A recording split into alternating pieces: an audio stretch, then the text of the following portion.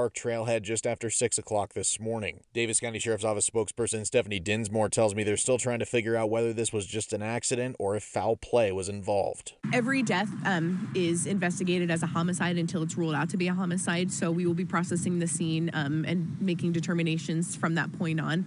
Right now, we do not believe that there is a public safety threat. Dinsmore tells me they're also trying to figure out who this woman is, where she's from, and whether she was hiking or doing something else up here. Dinsmore says they're hoping to get some of these questions answered as they process the scene and when the medical examiner determines the cause of death. In Bountiful, Adam Small, KSL News Radio. A preteen cheerleader and her mom are dead after what police are calling a murder-suicide while they were in Las Vegas for a cheer competition. KSL News Radio's Heather Peterson is live with what we know. Heather? Maria, Utah Extreme Cheer posted on Facebook on Sunday that one of their athletes and her mother didn't show up for their competition. They said the police had been called and they were looking for any information on their whereabouts. Then last night, Las Vegas Metropolitan Police Homicide Lieutenant Robert Price announced they were found shot to death in their room at the Rio Hotel and Casino after a welfare check. The mother shot her daughter and then shot herself. This is a sad and tragic incident, and our hearts go out to the family. Condolences have also been pouring in on social media for the preteen girl who had also been involved in cheer at Utah Fusion All-Stars and the Utah Cinderella pageant. Police have not yet confirmed their identities or where they're from to the public, but Utah Extreme Cheer in West Jordan says they're completely heartbroken and she was beyond loved. Others say her bright smile and kindness will never be forgotten. Reporting live, Heather Peterson, KSL News Radio. The man who died in a rollover crash this weekend in Salt Lake City has been identified as Utah Department of Corrections Sergeant Robert Hill. Police say he lost control of the car near 8,000 West and 700 North before rolling off the road and into a field. Department of Corrections released a statement saying it's a profound loss, extending their sympathies to Robert's loved ones and colleagues. A woman was arrested on suspicion of stealing almost $79,000 from an elderly friend. Police documents say that the elderly woman bought silver and gold coins to later sell and retire with the money. At the time, she was unhoused and gave the coins to Brandy Drake for safekeeping. Drake took them, pawned them. She's now being accused of stealing from a vulnerable adult. A study at the University of Utah found that relying on medical misinformation found online remains a significant problem for older generations. Professor Ben Lyons found that adults over the age of 60 were most likely to visit health websites that had misinformation. He found this out by tracking the browsing behavior of over 1,000 adults in the U.S. Lyons says fewer people were viewing health misinformation online than political misinformation, but the profile of people remained the same. Lyons has conducted research on politics before, and he wanted to discover any similar viewership patterns. That is KSL News Radio's McKenna Rodriguez reporting. KSL's top national stories. President Trump is planning to meet with members of the Board of Peace, the collection of representatives from other nations who he says have pledged to help rebuild Gaza. ABC News senior White House correspondent Selena Wang has more. The president has also said that his Board of Peace has pledged $5 billion towards rebuilding Gaza and that they've committed thousands of personnel to stabilization in the region. It's unclear exactly who is making those pledges, which countries are committing those troops, and this is really only expected to be a small fraction of what's actually needed, with the United Nations and the EU estimating that reconstruction will cost $70 billion. That meeting is set to take place on Thursday. Other national stories. KSL is following this hour another round of negotiations regarding Iran's nuclear program set to begin this week. More from ABC's Ian Pannell, who says indirect talks between the U.S. and Iran are slated for tomorrow. I think it's this kind of carrot and stick negotiating tactics by the United States. So we know that they're about to deploy a second carrier strike group. This is a U.S. aircraft carrier together with battleships from off the coast, essentially, of Venezuela, where they took part in the military action to capture Nicolas Maduro, capture and arrest him. That the USS Gerald Ford is expected to make its way to the Middle East. That certainly adds pressure on Iran to make concessions. Meantime, South Carolina Senator Lindsey Graham is in Tel Aviv saying recent protests in Iran prove that the regime change is needed. The best answer to all the problems created by Iran is regime change. The best answer is for the people to take the place of the Ayatollah. I do not believe they're in the streets to build more nuclear weapons. I think they're in the streets to have a better life. The planned talks come as the U.S. ramps up military presence in the region with plans to deploy another aircraft carrier in the coming days. First Look Traffic. Good afternoon, Ricky. Good afternoon, Maria. Nice and quiet out there. You can tell it's a holiday. Traffic so light. Freeways seeing good speeds. Main secondaries, no problems. We're off to a quiet start for your President's Day noontime drive. Ricky Meese in the KSL Traffic Center. KSL News Time, 12:05. At Trio South Ogden, the best years aren't behind you. They're right here. Discover independent living services that embrace aging as an opportunity to lean in, not step back, to pursue passions, not retire from purpose. Here, life is bright, colorful, and unapologetically fun. Because aging doesn't mean changing who you are. It means having more time to be exactly who you are. Schedule your tour today at triosouthodogden.com. Business technology has changed a lot over the last 70 years. But one thing hasn't. Les Olson is here. As the years have passed, there's been one constant. And after 70 years and still counting, Les Olson IT is here with the technology and the people to make life easier, more productive, and more secure for your business. Let Les be here for you. This is the story of the one. As the purchasing manager at a manufacturing plant, she knows the only thing more important than having the right safety gear is having it there when you need it. That's why she partners with Grainger for auto reordering, so her team members can count on her to have cut-resistant gloves on hand, and each shift can run safely and efficiently. Call 1-800-GRAINGER, click Grainger.com, or just stop by. Grainger, for the ones who get it done. At the UPS Store, we know being a small business owner means holiday time is still go time. Still get those orders shipped time. And still re-up on stamps and supplies time. That's why this upcoming holiday, while others close up shop, we'll be open. And happy to help you keep being unstoppable. Come into your local store today. Most locations are independently owned. Product, services, pricing, and hours of operation may vary. See Center for details. The UPS Store. Be unstoppable. Thank you for joining us for Midday, recapping our top story this half hour. A woman was found dead on a hiking trail near a Bountiful neighborhood this morning. We'll continue to bring you more details. KSL News Time, 12:08. The 2026 Winter Games on KSL News Radio. Tempers are rising at the men's curling competition at the Olympics this weekend after curling is heating up. Sweden accusing Canada of intentionally cheating. ABC's Janae Norman has more from Bormio, Italy. What is usually one of the calmest of sports also had tempers flaring. I'll show you a video after the game.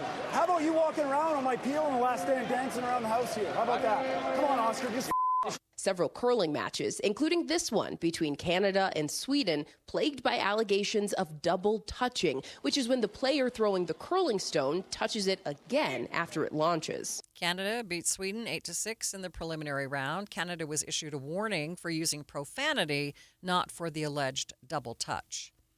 A Utah speed skater had a surprising finish at her event in the Milan Cortina Winter Games. Erin Jackson competed on Sunday to defend her title in the women's long track 500-meter race. Expecting gold, she instead came in fifth. It started off as my best skate. That was my fastest 100-meter opener ever, so I was really stoked on that. And then the backstretch of the race, I don't know, my feet got away from me a little bit. I had a bit of a stumble. She tells KSL it's disappointing to be so close to the podium, but it did bring a smile to her face to find out Snoop Dogg watched her event with her family and had her picture on his jacket. The captain of the Utah Mammoth finally was able to get playing time on Olympic ice after waiting on the bench for the first two games. Clayton Keller played for about 10 minutes during Sunday's game against Germany, where Team USA got the win 5-1.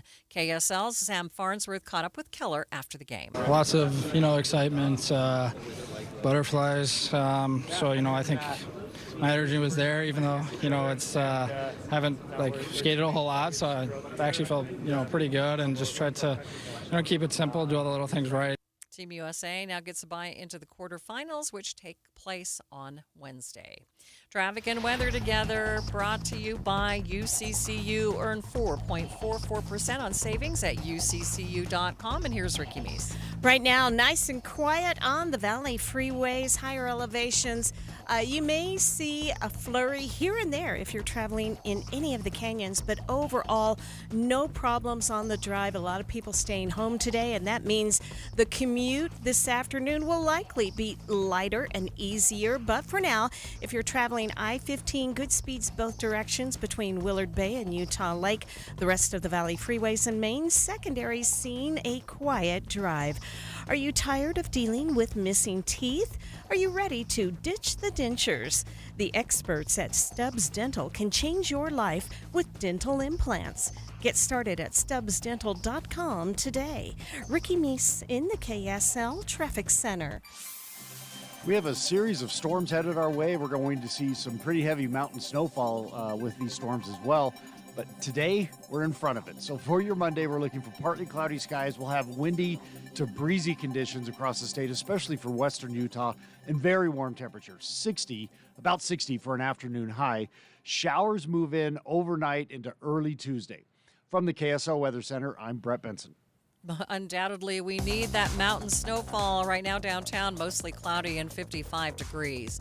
And still to come on Midday with Maria Shilaos. We'll hear more about Clayton Keller's time on the ice and how Team USA is doing at 12:15. We will talk with our Utah Mammoth insider, Cole Bagley. That's coming up, streaming live at KSLNewsRadio.com and on the app for KSL News Radio. We are Utah's news, traffic, and weather station. If you have reached that point in time, we know that a lot of people are taking those GLP-1 injections to lose weight. And if you're thinking, hey, that's what I'm going to need to do, there are some things that you need to think about. First of all, you need to be prepared to spend $3,000 to $5,000 per year, and you need to prepare to stay on the medication long term to maintain the results. Many prescription weight loss injections require weekly shots, and then when that medication is stopped, the weight regain is common. So here's something that most people don't realize. Research shows a significant portion of the weight loss can come from your muscle, which can slow your metabolism and make keeping that weight off even harder. At Salt Lake City Fat Loss, I've been telling you for a couple years now, they help me lose more than 40 pounds. They have a different approach. Their doctor-developed program helps men and women lose 20 to 40 pounds in just 60 days, safely, naturally, no injections, no synthetic hormones, no long-term dependence. Instead, they just use real food to reset your metabolism, to control your hunger and cravings naturally, and to help you burn fat, not muscle. And I've been telling you about their Resolution Reset that's still underway. You have until the end of February. They will give you $200 off to help you get back on track through the end of February. All you need to do is go to slcfatloss.com to learn more. That's slcfatloss.com, slcfatloss.com. Are your investments in the right accounts? What's best, traditional or Roth? Are you receiving all available tax deductions? Are you paying as little in tax as you can? These are all questions you can't afford to get wrong. Hi, I'm Jeff Jr., founder of Trajan Wealth, and in many cases, it's not what you make, but it's what you keep that makes the real difference. Trajan Wealth and Trajan Tax work closely together exclusively. No more guessing about whether you should do a Roth conversion, or if maxing out your 401k is really the best option. Our nationally recognized fiduciary advisors and CPA team work in tandem to make sure your tax strategy works with your investment strategy. We'll even do your tax preparation. One team, one strategy. Isn't it time for a second opinion? Call Trajan today, 801-207-9900. That's 801-207-9900. Trajan Wealth, an SEC registered investment advisor. Additional services through Trajan Estate and Trajan Tax. Additional disclosures and accreditation at TrajanWealth.com. I'm back to doing what I love and more, thanks to the Good Feet store. Does it feel like someone's stabbing a knife into your heel? Or does your lower back give you problems as the day goes on? The Good Feet store wants to help you like we helped Ann. Every time I stood up, pain just shot up my legs. Fortunately, I found the Good Feet store. I went to them after my doctor diagnosed me with plantar fasciitis. And now, thanks to the Good Feet store, I'm 100%.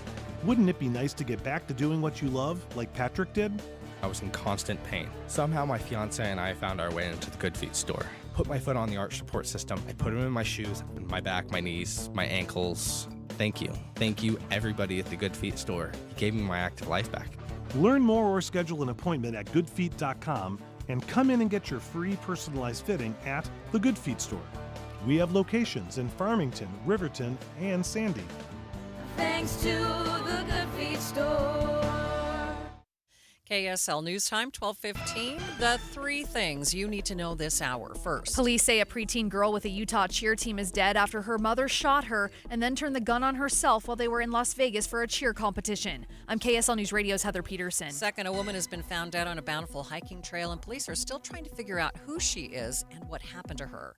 Third, traffic and weather together, Ricky. You are good to go on all the Valley freeways. Traffic is light, moving along just fine. Road conditions are good in the Valley and higher elevations. Now, that may change the more the day goes on, but for now, roads are clear and no problems.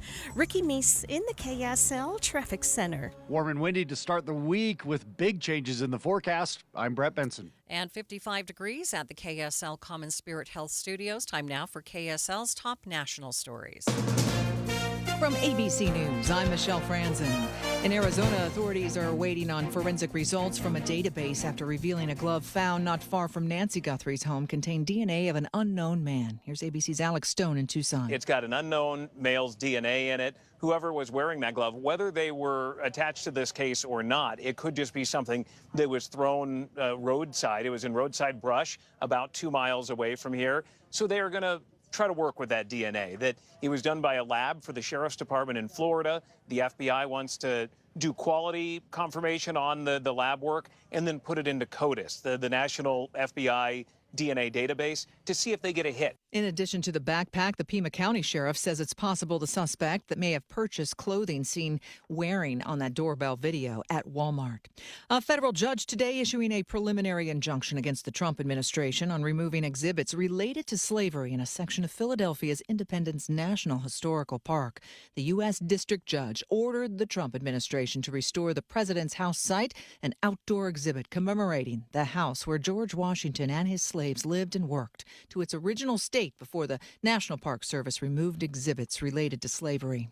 Award-winning actor Robert Duvall has died. His family says the 95-year-old passed away peacefully at his Virginia home last night. This is business, not personal. His roles included Tom Hagen in the first two Godfather films. I love the smell of napalm in the morning. Lieutenant Colonel Kilgore in Apocalypse Now. Or I guess I was wrong. And Max Sledge in Tender Mercies, the role that won him an Oscar in 1984. Robert Duvall appeared in over 90 movies over 7 decades and even directed a few, including 1997's The Apostle. But he said he most enjoyed playing Texas Ranger Gus McCrae on the TV series Lonesome Dove. Fun is my department. Robert Duvall was 95. ABC's Mike Dubusky. You're listening to ABC News. Time now for the KSL In-Depth. Utah Mammoth Clayton Keller made his debut in the 2026 Winter Games this weekend.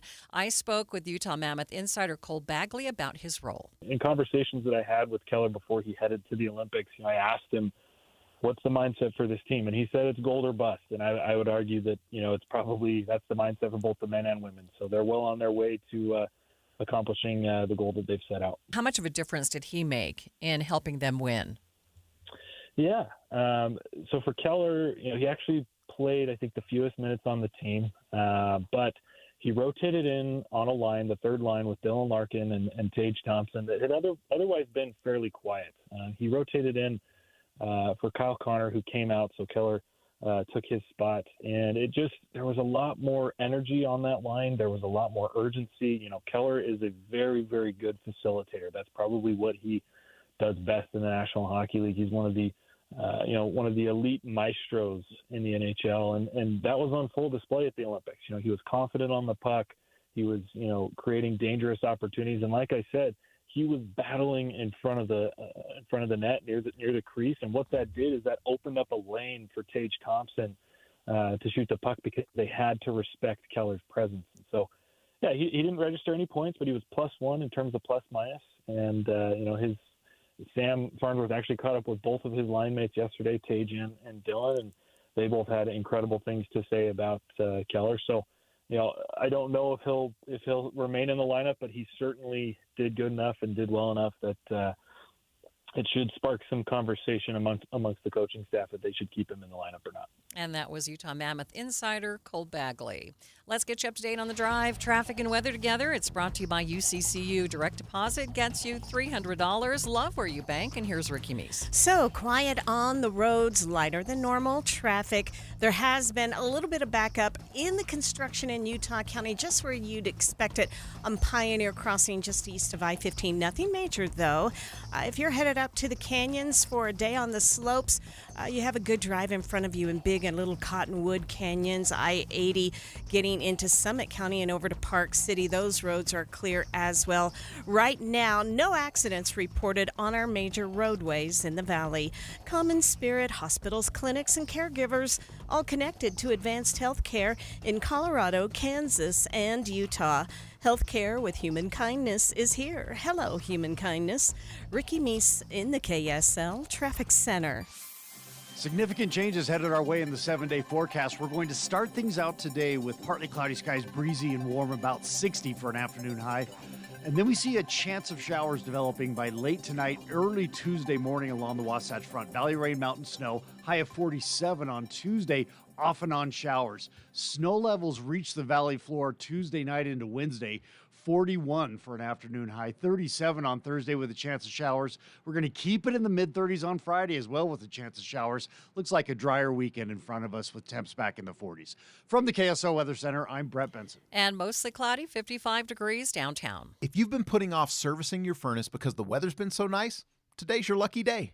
What's up, everybody? I'm Mike Wilson with Any Hour Services, and with the upcoming cold nights in the forecast, I thought it'd be a nice gesture to have one of our surprise one-day sales. And they say procrastination doesn't pay. Normally, we charge $124 to tune up your furnace, but not today. If you call today, Monday, February 16th, and mention you heard this ad, we'll give you $105 off and tune up your furnace for only $19. You won't hear this on the radio tomorrow, so call Any Hour Services or visit anyhour.com right now to schedule. The older your furnace, the more important it is to maintain it. It's the least expensive way to extend its life and avoid unexpected breakdowns, and our technicians service all brands. Call Any Hour Services or visit anyhour.com right now to schedule. Look for the button that says Book Online and schedule your $19 furnace tune-up at anyhour.com. That's a $124 value for only $19, if you get a hold of us today. Google Any Hour Services or schedule online at anyhour.com. This President's Day, Pure Talk is honoring Jackson and Lincoln by offering unlimited talk, text, and plenty of data for just $25 a month. Meanwhile, Big Wireless is honoring Benjamin Franklin by charging families hundreds of dollars for the same 5G service. What's up with that? Ben Franklin wasn't even a president.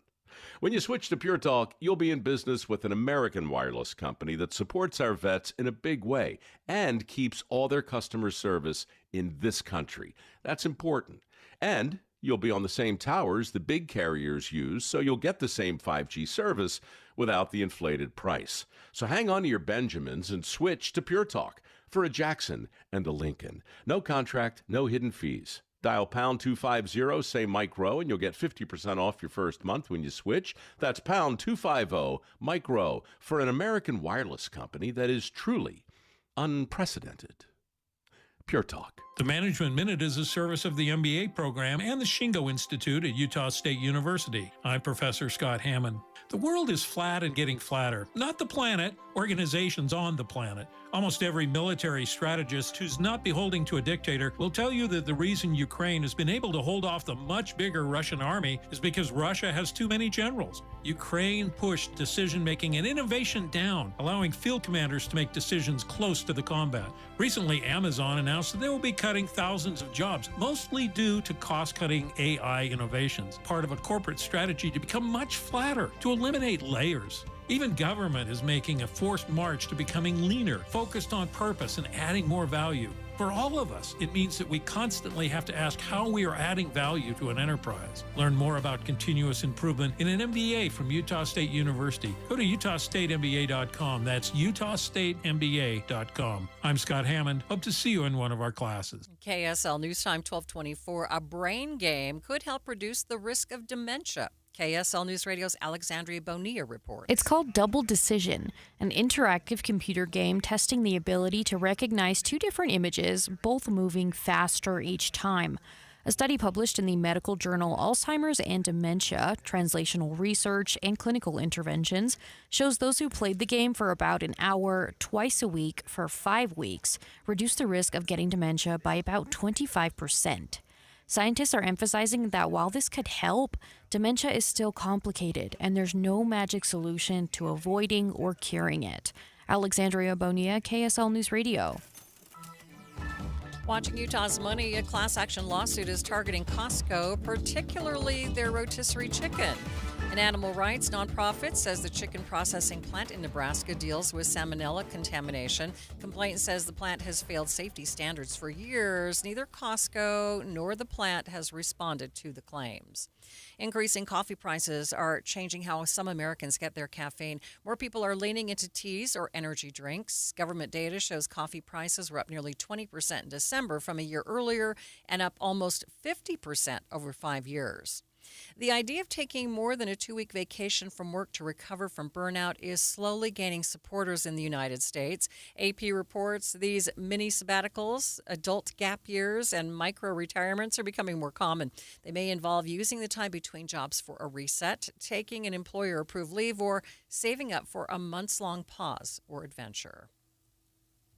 The Simpson cartoon is celebrating the airing of their 800th episode, and there is no sign that the series is coming to an end anytime soon. Whoever thought back in December of 1989 that an animated cartoon debuting about the Simpson family in the fictional town of Springfield. Showrunner Matt Selman told The Wrap they have no plans to end the series even after airing a fake series finale in 2024. It's the Simpsons series finale! This plays into the satire of the show itself. Rather than establishing a rigid timeline, multiple contradictions have popped up over the years, including both Marge and Homer dying before the other. 'Cause Marge passed before Homer, if you can believe it. First Thanksgiving since Homer passed away. More turkey, please. Selman likens The Simpsons to the Bill Murray film Groundhog Day. Characters reset with every episode, sometimes ignoring what happened before. How else can Bart maintain being a 10-year-old boy for 37 seasons? Creator Matt Groening and executive producer Al Jean said they are in it for the long haul. Believe it or not, there's still stories that we haven't gotten around to that are just in my head that I want us to do. I mean, there's no end in sight. We're going to go to season 40 at least. And that was Kevin Carr reporting. Are you looking to upgrade your home this year? Advanced Window Products is your local window and door manufacturer that sells direct to the public. That's right, celebrating 40 years serving Utah since 1986. And right now, it's the New Year, New Window Sale. Get $2,500 off when you buy 10 windows or more. Our windows are made right here in Salt Lake City. Sales and installation are all in-house, meaning no middleman markups. You get the most affordable, high-quality custom windows in the state. We build it, we install it, and we guarantee it for life. Every window comes with a lifetime warranty, labor, glass, and parts included, serviced by our local team, and the warranty is transferable to the next homeowner. Financing is available too. Save now, pay later, with payments as low as $150 a month. Buy local and support the local economy. Don't wait. Buy 10 windows or more and get $2,500 off. Beat the rush and call today. Call us at 801-850-9100. That's 801-850-9100. Or visit us at advancedwindows.com. Traffic and weather together. It's brought to you by UCCU. Up to $500 for loan transfers. Love where you bank. Here's Ricky Meese. You're good to go if you're traveling any of the Valley freeways. It's been quiet out there. Traffic is light with it being a holiday, and you're going to see good speeds and no problems on I-15, 215, I-80, and the 21st South freeways. Traveling to the slopes or in the higher elevations, roads are clear. Highway 189, Provo Canyon, Big and Little Cottonwood, Parley's Canyon, and Weber Canyon. While you're planning your day, plan for comfort too with the Good Feet store. Find the location nearest to you at goodfeet.com. Ricky Meese in the KSL Traffic Center. Well, we have one more day of this warm and windy weather headed our way with big changes coming in later on in the 7-day forecast. For today, we're looking at partly cloudy skies. We'll have some breezy to windy conditions, especially for western Utah, and a high near 60, showers moving in overnight. From the KSL Weather Center, I'm Brett Benson. And right now, mostly cloudy in downtown Salt Lake City, 55 degrees. You're listening to Midday with Maria Shilaos on KSL News Radio, 102.7 FM and 1160 AM. Good afternoon. KSL News Time, 1230. KSL's top story this hour. And it is breaking news. The Davis County Sheriff's Office says the deceased woman found by hikers in Mueller Park area this morning was in her 50s and is a Bountiful resident. They say there are no obvious signs of foul play. Now, we are waiting for the medical examiner to determine the exact cause of death. Utah Republican Party leaders say they have collected enough signatures to put an initiative on the November ballot. The process to get Prop 4 back on the ballot doesn't stop, though, with gathering the required number of signatures. There are several other steps and requirements that need to be met. KSL News Radio's Brianna Willis reports. The Republican Party says they have over 200,000 signatures to get Prop 4 back in front of voters this November. But Count My Vote Executive Director Taylor Morgan says it's not that easy. The second requirement is far more difficult. They have to meet a minimum signature requirement in at least 26 of the state's 29 Senate districts. He says it could be easy to gather the required amount of signatures from Salt Lake or Utah County, but gatherers could have a harder time in smaller counties. He says right now the clerk's office has 21 days to verify the signatures, and taking into account any who might request to remove their signatures, the final count would come after April 22nd. Brianna Willis, KSL News Radio. Two of the groups behind the lawsuit surrounding Proposition 4 and the MAPS process are reacting to the news that more than 200,000 signatures have been gathered. Mormon Women for Ethical Government and Better Boundaries both say they're waiting to see how many signatures are verified. It's hard to know with these. There's a pretty high rejection rate. There has been a high rejection rate, of signatures so far. There's been some confusion that people have had about what they were actually signing. We have actually had some of our own members who signed thinking that they were signing something that was against gerrymandering and then discovered later that it was for gerrymandering. Emma Adams with MWEG says if the signatures are verified and the issue goes on the ballot for November, they'll continue to try and prevent the repeal of Prop 4. Don Brinker-Hoff, KSL News Radio. A U of U healthcare employee is being investigated for sexual abuse after police say he sexually abused a patient. KSL News Radio's Cameron Elliott has more. 30-year-old Parker Lewis is accused of sexually abusing a 16-year-old patient on multiple visits to his office as recently as September of last year. According to official police documents, the alleged victim told police Lewis had kissed her and touched her inappropriately. The University of Utah told KSL that the employee was immediately placed on administrative leave pending the results of the investigation and is no longer an employee of the university. Cameron Elliott, KSL News Radio. We will have more information on this story as it does develop. The first ever nuclear reactor to be delivered by plane reached Utah as part of the state's efforts to build energy independence. The reactor was delivered to Hill Air Force Base yesterday evening, marking an historic first in transporting a nuclear reactor. During a press conference held after the successful delivery, Senator John Curtis said Utah has worked to become a leader in energy independence.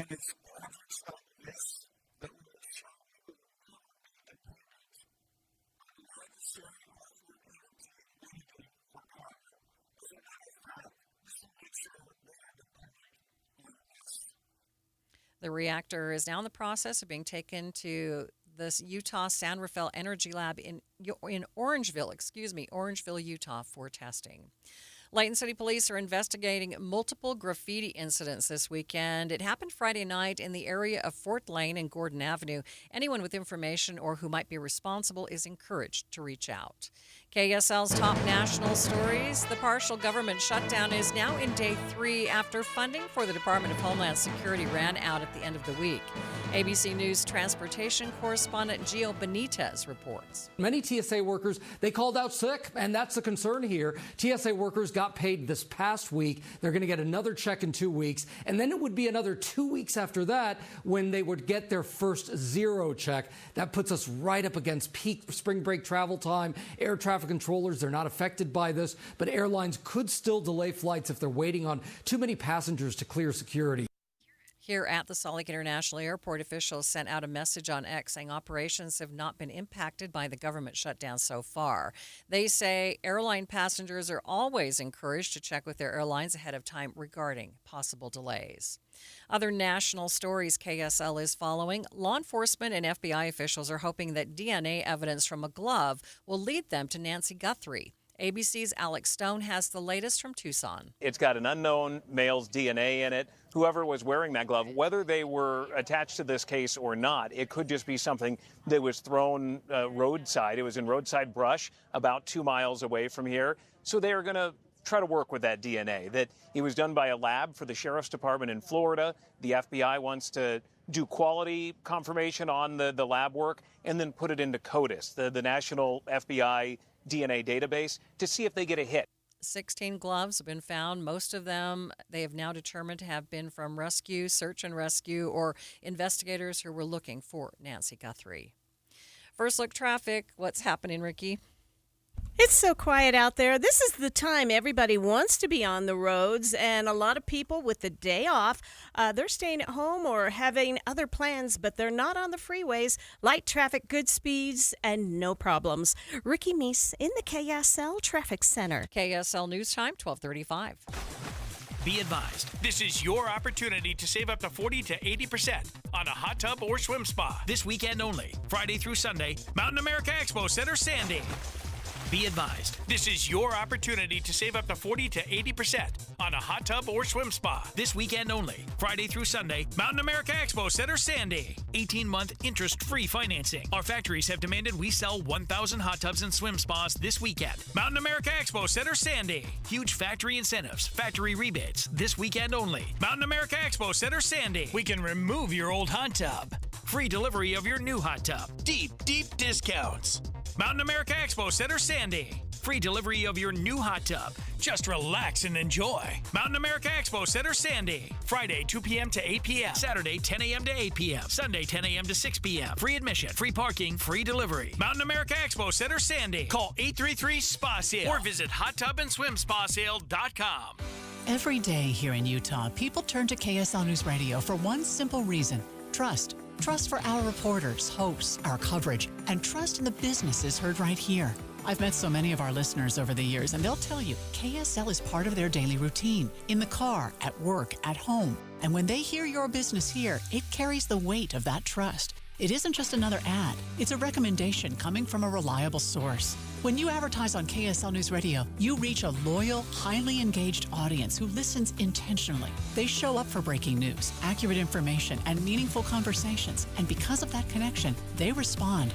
And when you pair our on-air credibility with digital tools like display advertising, social media, streaming audio, search, geo-targeting, and retargeting, you get a full funnel strategy that works and reaches the right people at the right time. Get marketing that truly moves the needle. Partner with the voice Utah trusts. KSL. Learn more at kslnewsradio.com/advertise. Thank you for joining us for Midday. Recapping our top story, the Davis County Sheriff's Office says the deceased woman found by hikers in the Mueller Park area this morning was in her 50s and is a Bountiful resident. KSL News Time, 12:38. Some strong winds are bringing in a storm later today. Out in the West Desert, we could see gusts of up to 60 miles per hour. John Gleason with UDOT says with the long weekend, this could affect travelers coming back home. That's when you can see semis start to topple, those campers, people are taking those road trips. We may also see wet road conditions here in the valleys, and if you are headed to or from higher elevations, be prepared for some snow on the roads. We are learning about another case of road rage in Utah involving a gun. This latest case taking place in southern Utah on Valentine's Day. Washington County detectives say Misael Soto was following a car on I-15 near Hurricane, and he was not happy with how slow that car was going. When both drivers exited the freeway, Soto claims the first driver brake checked him. Court documents say the two drivers then exchanged some hand gestures, and both cars ended up next to each other at an intersection. It's at that point Soto was accused of raising a gun up to eye level and, in his words, telling the other driver to calm down. Soto was arrested, and the arresting deputy noted in his report that Soto was already awaiting a trial for a previous felony charge. Randall Jepson, KSL News Radio. Two small planes had to make emergency landings in Utah just over an hour apart from each other, but everyone involved managed to avoid getting hurt. One of those emergency landings happened on the freeway. Utah Highway Patrol says a plane carrying 4 people had an engine malfunction, forcing the pilot to land on southbound Legacy Parkway just before the 500 South exit in Bountiful last night. Then not even 2 hours earlier, another small passenger plane was forced to make an emergency landing on the Bonneville Salt Flats. The Tooele County Sheriff says the pilot there made a maneuver that caused the plane to take a nosedive. The plane slid at least 50 feet when it touched down, but authorities say both men on board were able to walk away, as did the 4 people on the other plane. Adam Small, KSL News Radio. Traffic and weather is sponsored by UCCU. Earn 4.44% on savings at uccu.com. Let's check in now with Ricky Meese. The only spot of slowing that I'm actually seeing during the noon hour is in Utah County, and it's at Pioneer Crossing at about 3rd East. It's due to road work where we've had ongoing construction in that area for quite a while. Another hot spot with construction is I-215's West Belt, and that's southbound between just before I-80 to about California Avenue down to the 201. Traffic there is light enough. It's moving along very well. In fact, freeway traffic through the valley looks great. No problems there, and no accidents reported at this time. Ricky Meese in the KSL Traffic Center. Well, for your Monday today, we're out in front of some pretty significant changes coming our way in the weather department. Again, today we're in front of it, so we're going to have another windy to breezy day. Temperatures quite warm, about 60 for an afternoon high, and we'll call it partly cloudy skies, but the chance of showers begins to move in late tonight into early Tuesday. Valley rain, mountain snow. Eventually, we'll see some valley snow out of this as well. From the KSO Weather Center, I'm Brett Benson. Pretty warm, mostly cloudy, 55 degrees in downtown Salt Lake City. And coming up on Midday, what's next for Republicans and their effort to get rid of Prop 4? We'll hear from Republican Chair Rob Axson and Count My Vote Executive Director Taylor Morgan. That's coming up, streaming live at KSLNewsRadio.com and on the app for KSL News Radio. We are Utah's news, traffic, and weather station.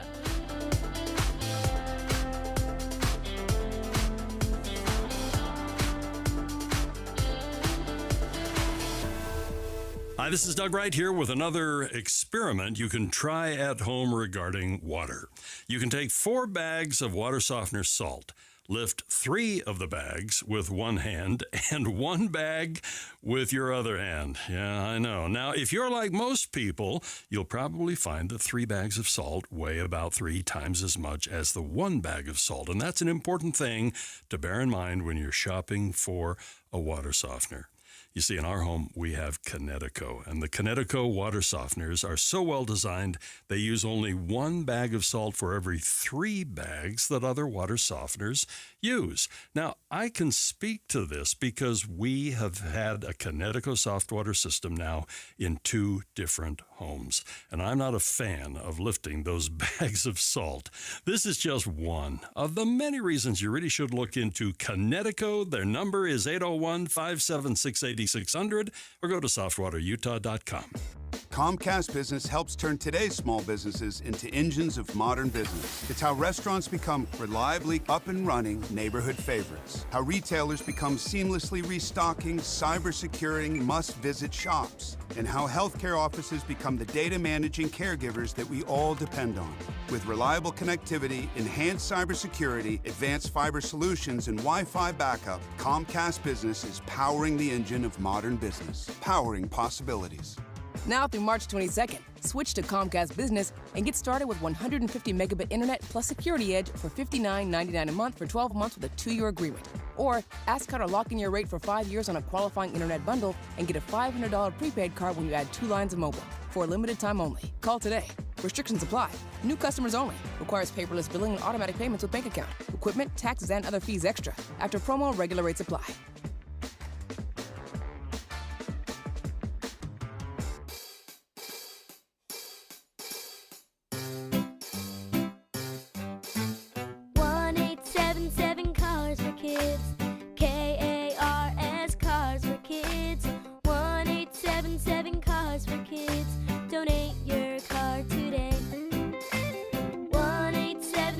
Cars for Kids, KARS Cars for Kids.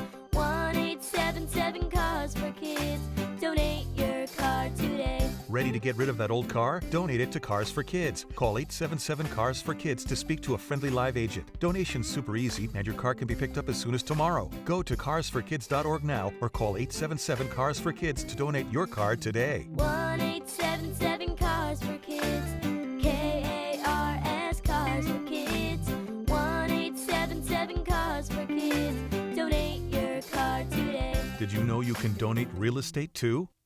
KSL News Time, 1245. The three things you need to know this hour. First, the Republican Party needs to have 140,000 verified signatures throughout a majority of Utah's counties before Prop 4 can reappear on the November ballot. I'm KSL News Radio's Brianna Willis. Second, some strong winds are bringing in a storm later today out in the West Desert. We could see gusts of up to 60 miles per hour. Third, traffic and weather together, Ricky. If you're out to get a bite to eat for your lunch hour, well, you're going to be seeing a lot of room on the roads, light traffic with it being a holiday. That's on the city streets, our main secondaries, and the freeways. Right now, we're enjoying a crash-free commute. Ricky Meese in the KSL Traffic Center. Breezy with highs near 60 for President's Day, but snow is headed this way. I'm Brett Benson. Mostly cloudy, 55 degrees at the KSL Common Spirit Health Studios. Time now for KSL's top national stories. ABC News, I'm Michelle Franz, and a judge has issued a preliminary injunction barring the Trump administration from removing slavery-related exhibits at the president's house site and ordering the outdoor exhibit commemorating the house where George Washington and his slaves lived and worked in Philadelphia be restored. The National Park Service had removed the exhibits following an executive order by Trump about how to depict history. At multiple points in her scathing opinion, Judge Roof, a Republican appointee, cited George Orwell's dystopian novel 1984 to rebuke the Trump administration's argument that, quote, it alone had the power to erase, alter, remove, and hide historical accounts. Peter Haralambous, ABC News. In Arizona, the search for Nancy Guthrie now in its third week. Authorities say they're comparing DNA samples found on a glove near the 84-year-old's house to a national database, and the FBI says the DNA was left by an unknown man. On Wall Street, markets are closed today in observance of President's Day. This is ABC News. Time for the KSL In-Depth. The leaders of the Utah Republican Party say they have enough signatures to put an initiative on voters' ballots in November. It would overturn a law passed by voters in 2018 to help stop gerrymandering. Utah GOP Chair Robert Axson provides an update on what's next. Yeah, so each of the county clerks have the responsibility of counting these signatures in their respective counties. So they'll go through that process of verification and counting over the next number of weeks. And so look forward to getting those final results as they come in. But each of these county clerk's offices, they were open on a Sunday. That was the requirement under state law. And so appreciate their effort there. And I think the important thing is this was just the step of putting it on the ballot. And our whole process is we trust Utahns. And the premise that we have is this question has been complicated, this conflict and really contention around the redistricting process has been something that we think needs to go back to Utahns. Let's let Utahns decide. So all that we've done is put it now on the ballot, and now we get to let Utahns decide come November. Count My Vote Executive Director Taylor Morgan says verification isn't the only thing that they need to worry about. The second requirement is far more difficult. They have to meet a minimum signature requirement in at least 26 of the state's 29 Senate districts. It might be easy to gather a ton of signatures along the Wasatch Front in Davis, Weber, Salt Lake, and Utah counties, but trying to collect those signatures in Wayne, Garfield, Kane County is an entirely different matter. They have about 3 weeks to verify both requirements. Traffic and weather together. It's brought to you by UCCU. Direct deposit gets you $300. Love where you bank. And here's Ricky Meese. Maria, right now I'm looking at a live shot of Big Cottonwood Canyon on the way to the ski resorts. A lot of traffic parked on the side of the road, but a beautiful day. The sun is out. The roads are clear to the canyons and through the canyons. Here in the valley, we are seeing a lighter than normal commute on the freeways and our main secondaries. The only spot of slowing I've been seeing, and it could be either direction. It's on Pioneer Crossing. between about 7th East and I-15, and all of that is due to road work, but our freeway's main secondary side streets seeing a quieter than normal drive. Ricky Meese in the KSL Traffic Center.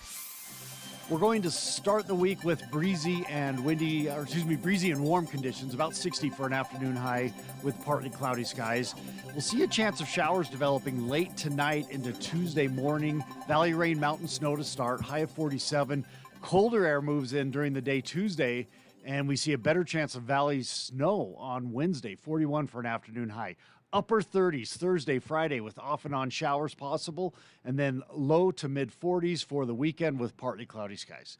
From the KSL Weather Center, I'm Brett Benson. A bit of sunshine and 55 degrees in downtown Salt Lake City, and the 7-day forecast is brought to you by Performance Automotive Bountiful. If you've been putting off servicing your furnace because the weather's been so nice, today's your lucky day. What's up, everybody? I'm Mike Wilson with Any Hour Services, and with the upcoming cold nights in the forecast, I thought it'd be a nice gesture to have one of our surprise one-day sales. And they say procrastination doesn't pay. Normally, we charge $124 to tune up your furnace, but not today. If you call today, Monday, February 16th, and mention you heard this ad, we'll give you $105 off and tune up your furnace for only $19. You won't hear this on the radio tomorrow, so call Any Hour Services or visit anyhour.com right now to schedule. The older your furnace, the more important it is to maintain it. It's the least expensive way to extend its life and avoid unexpected breakdowns, and our technicians service all brands. Call Any Hour Services or visit anyhour.com right now to schedule. Look for the button that says Book Online and schedule your $19 furnace tune-up at anyhour.com. That's a $124 value for only $19, if you get a hold of us today. Google Any Hour Services or schedule online at anyhour.com. Did you know your baby might need their first dental visit sooner than you think? Did you know your baby should visit the dentist after their first tooth appears or by their first birthday?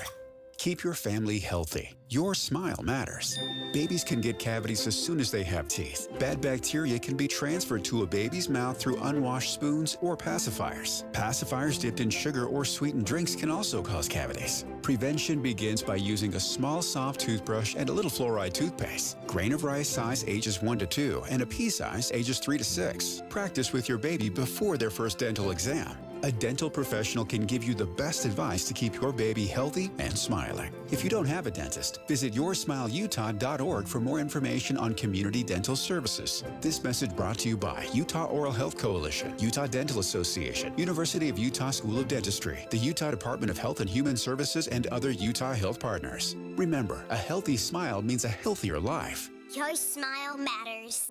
Hi, I'm Utah tax attorney Jordan Wilcox. When the IRS invades your life, it's never good news. Keep in mind, it's not just you. I owed roughly $34,000. $61,000. When the IRS first contacted me, I was horrified. When they start hounding you and harassing you and assaulting you. Don't face the IRS alone. With everything in your life at stake, don't trust just anyone. From what I got told was being done in a matter of 2 years, he had done in a matter of like 48 hours. It's a great thing to have the IRS off your back. We have reduced our tax liability by over $42,000. Once I signed on with Jordan, I never talked to the IRS again. It changed our lives. You need someone to fight for you. Visit endtaxworry.com and get relief today.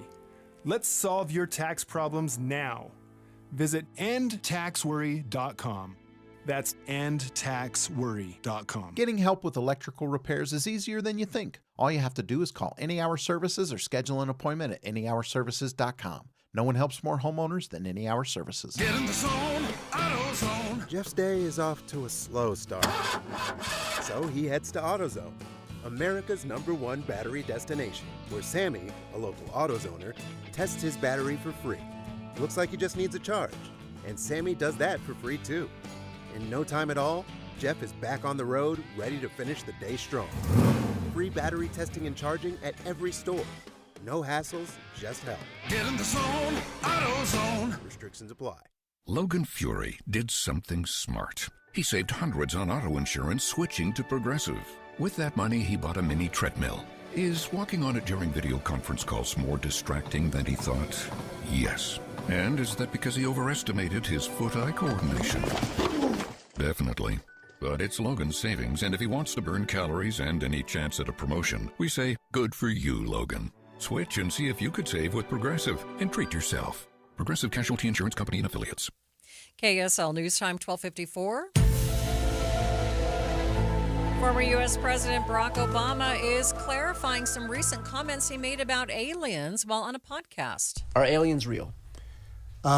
They're real, but I haven't seen them, and they're not being kept in, what is it? Area 51? Area 51. There's no underground facility unless there's this enormous conspiracy, and they hid it from the President of the United States. Now, he says what he meant was, statistically, the universe is so big that the odds are that aliens exist. He says that's pretty good odds.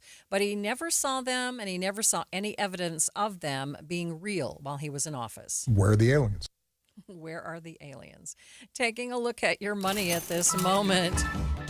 Farmers are aging and their kids are not interested in taking over the business. Wall Street Journal reports more farmers are over 75 than under the age of 35, and 315 farms filed for bankruptcy in 2025. That is up from 46% from 2024. The world of dating is always evolving, and now some dating apps are basing their algorithms on AI. Fate is one of them. It calls itself the first agentic AI dating app. It interviews users, gives them 5 potential matches. No swiping is necessary. Volkswagen is looking to offer some deals in the near future. Reuters reports company is looking to cut costs by 20% across all brands by the end of 2028. Hollywood is condemning a super realistic looking AI video generator claiming copyright infringement. It's already hard to tell when videos are real. Now it's becoming true of movies. It looks like Tom Cruise and Brad Pitt fighting, but it's artificial intelligence, a video generator from China's ByteDance, the TikTok creator. Seeing that clip, the writer of the Deadpool series, Rhett Reese, said, I hate to say it, it's likely over for us. Not if the union can help it. SAG-AFTRA says it stands with the studios, condemning this blatant infringement. ByteDance said Sunday it will strengthen safeguards. Wayne Cabot, ABC News. Tim Jr. here from RGS Exteriors. Did you know that we offer 3 distinct styles of gutter protection? Each one meant to handle a specific leaf problem. You might not even know there are different styles of gutter protection, but there are. And if you pick the wrong one, it could be a huge waste of money. Now, the big gutter guard companies won't tell you this. They try to sell you a one-size-fits-all gutter guard. And it could be completely wrong for the amount and types of trees and leaves you have. Not RGS Exteriors. We understand which kind of leaf problem needs which kind of gutter guard. We'll do an in-depth evaluation to assess the types, locations, and numbers of trees in your yard. Based on that data, we match your home to the right gutter guard. So don't risk wasting money on the wrong gutter protection. For a free evaluation and estimate, call RGS Exteriors at 801-280-3110 or visit rgsexteriors.com. That's 801-280-3110 or rgsexteriors.com. Respiratory virus season is quickly approaching, meaning we'll see more flu, COVID, and RSV in our community. The good news is vaccines are available that will help prevent these infections and keep people healthy. For flu and COVID, everyone aged 6 months and older are recommended to be vaccinated to help protect ourselves and our families against serious illness. Fall remains the best time to be vaccinated. Respiratory viruses circulate year-round, but peak late fall through winter. Your doctor can recommend which vaccines are best for you and your family. Brought to you by Intermountain Health and KSL News Radio. Sure, humans can be a little weird at times, but take it from me, I'm a dog. And a person is about the best thing that can happen to a shelter pet. So if you want to learn how you can be that person, get down to your local pet shelter or visit theshelterpetproject.org. Brought to you by the Ad Council. KSL News Time, 12:59. Traffic and weather together. It's brought to you by UCCU. Up to $500 for loan transfers. Love where you bank. Ricky Meese, what's happening? It's pretty quiet. We have lighter than normal traffic. I have seen some busier traffic around the intersections of State Street prior to and after 106 South in Sandy. But no accidents. That's on your freeways, your main secondaries, and side streets. Ricky Meese in the KSL Traffic Center. Well, Ricky, I'm really glad people are enjoying the holiday. Me too. And it looks like we could have some snow headed our way. We have a high today of 60 degrees, and it's going to be windy. But tomorrow, that means we now have a 90% chance of a rain-snow mix and a 100% chance of snow showers on Wednesday. And then on Thursday, it's back to this kind of rain-snow mix. But nice to see some showers headed our direction. Right now, mostly cloudy and 55 degrees in downtown Salt Lake City.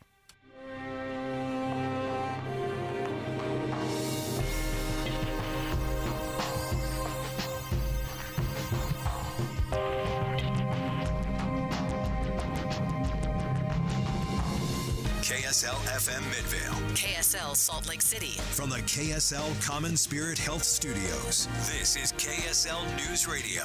Utah's news, traffic, and weather station.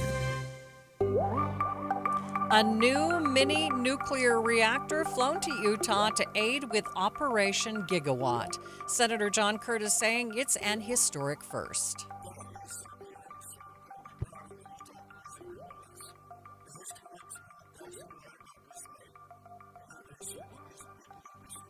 The senator also praising the people of Emery County for taking the lead on this nuclear expansion.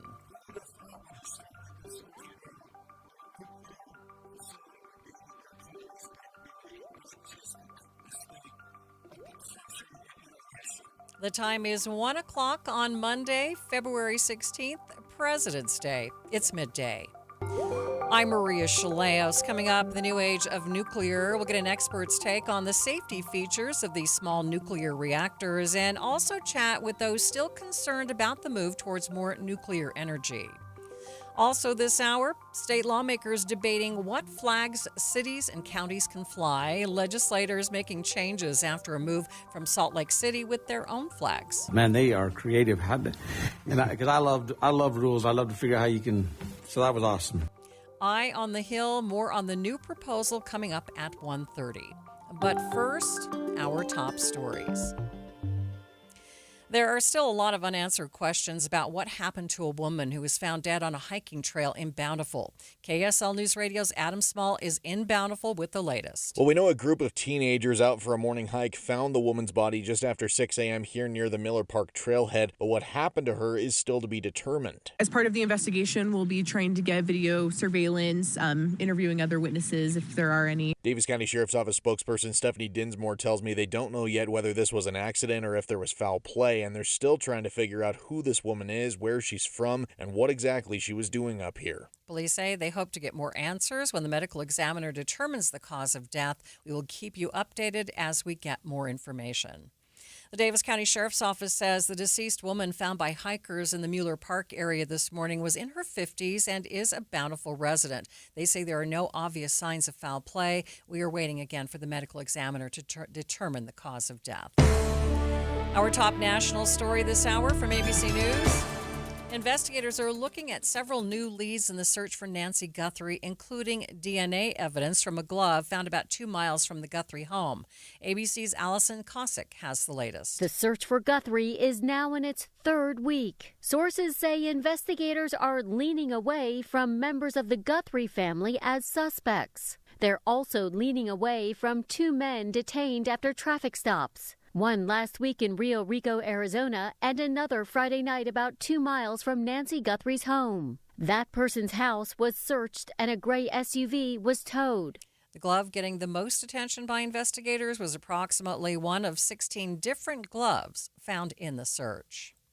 Traffic and weather together. It's brought to you by UCCU. Earn 4.44% on savings at uccu.com. Here's Ricky Meese. If you're traveling I-15 or any of the other Valley freeways, you're good to go. Light traffic, good speeds, no problems. I-80 to the east and west, looking great. And the main secondary is also seeing a quiet drive. It's a good day to be up at the slopes. You have clear roads on all the canyon roads. The Good Feet store, supporting you with comfort no matter what the day brings. Find the location nearest you at goodfeet.com. Ricky Meese in the KSL Traffic Center. Take advantage of those clear roads today. We don't have a chance of showers today. We do have a high of 60. Tomorrow, though, 90% chance of a rain-snow mix, a 100% chance of snow on Wednesday. 57 degrees at the KSL Common Spirit Health Studios. A reminder about the simplest way to get updated for your day. Hit your KSL preset when you jump in the car, and we'll take care of the rest. Hear key news updates and traffic reports. Andy and Amanda from 5 to 9 in your car. KSL News Radio at 102.7 FM. Hi, this is Derek Overstreet, president of the New Millennium Group and co-host of Stop Working, Start Living with KSL News Radio. Can you imagine what your life would be like if you could retire 3 to 5 years earlier than you thought possible? The things you could do, the loved ones you could spend time with, the memories that you could create. That's what our team at the New Millennium Group does. We'll walk you through the entire process every step of the way. If you'd like to get a copy of the 5-step proprietary plan that will help you retire 3 to 5 years sooner than you thought possible, give us a shout right now. 888-999-6370. That's 888-999-6370 or utahsfinancialplanner.com. Listen, most of our listeners right now have a tax problem, not a money problem. There's not enough money in Social Security Medicare as it is. Let us show you how you can significantly reduce your taxes. That's 888-999-6370, 888-999-6370, or utahsfinancialplanner.com. For over 75 years, Duke's Jewelers has been part of Utah Valley's story. Founded in 1948 by J. Melvin Duke, the Duke family has been helping yours celebrate life's biggest moments, generation after generation. Duke's is more than just a jewelry store. They're craftsmen. From repairing a treasured family heirloom to designing the custom engagement ring of your dreams, their expertise is trusted because it's been earned through decades of care, skill, and tradition. When you walk through the doors of Duke's Jewelry, you're not just a customer. You're part of the Dukes family. Because at Dukes, jewelry isn't just about sparkle. It's about legacy, memory, and love. Discover the difference of a family-owned jeweler where heritage meets craftsmanship. Dukes Jewelers, 220 South Main in Springville, or online at dukesjewelers.com. Dukes Jewelers, celebrating love, tradition, and community since 1948. Thanks for tuning into Midday. I'm Maria Shilaos. An historic first happening here in Utah, a nuclear reactor delivered by the state by airplane. The reactor touched down at Hill Air Force Base yesterday. It will head down to Emery County to join an energy lab. The reactor could power roughly 5,000 homes and came to the state from California. The new age of nuclear, we have special coverage on today's Midday. Senator John Curtis speaking about the historic nature of this delivery.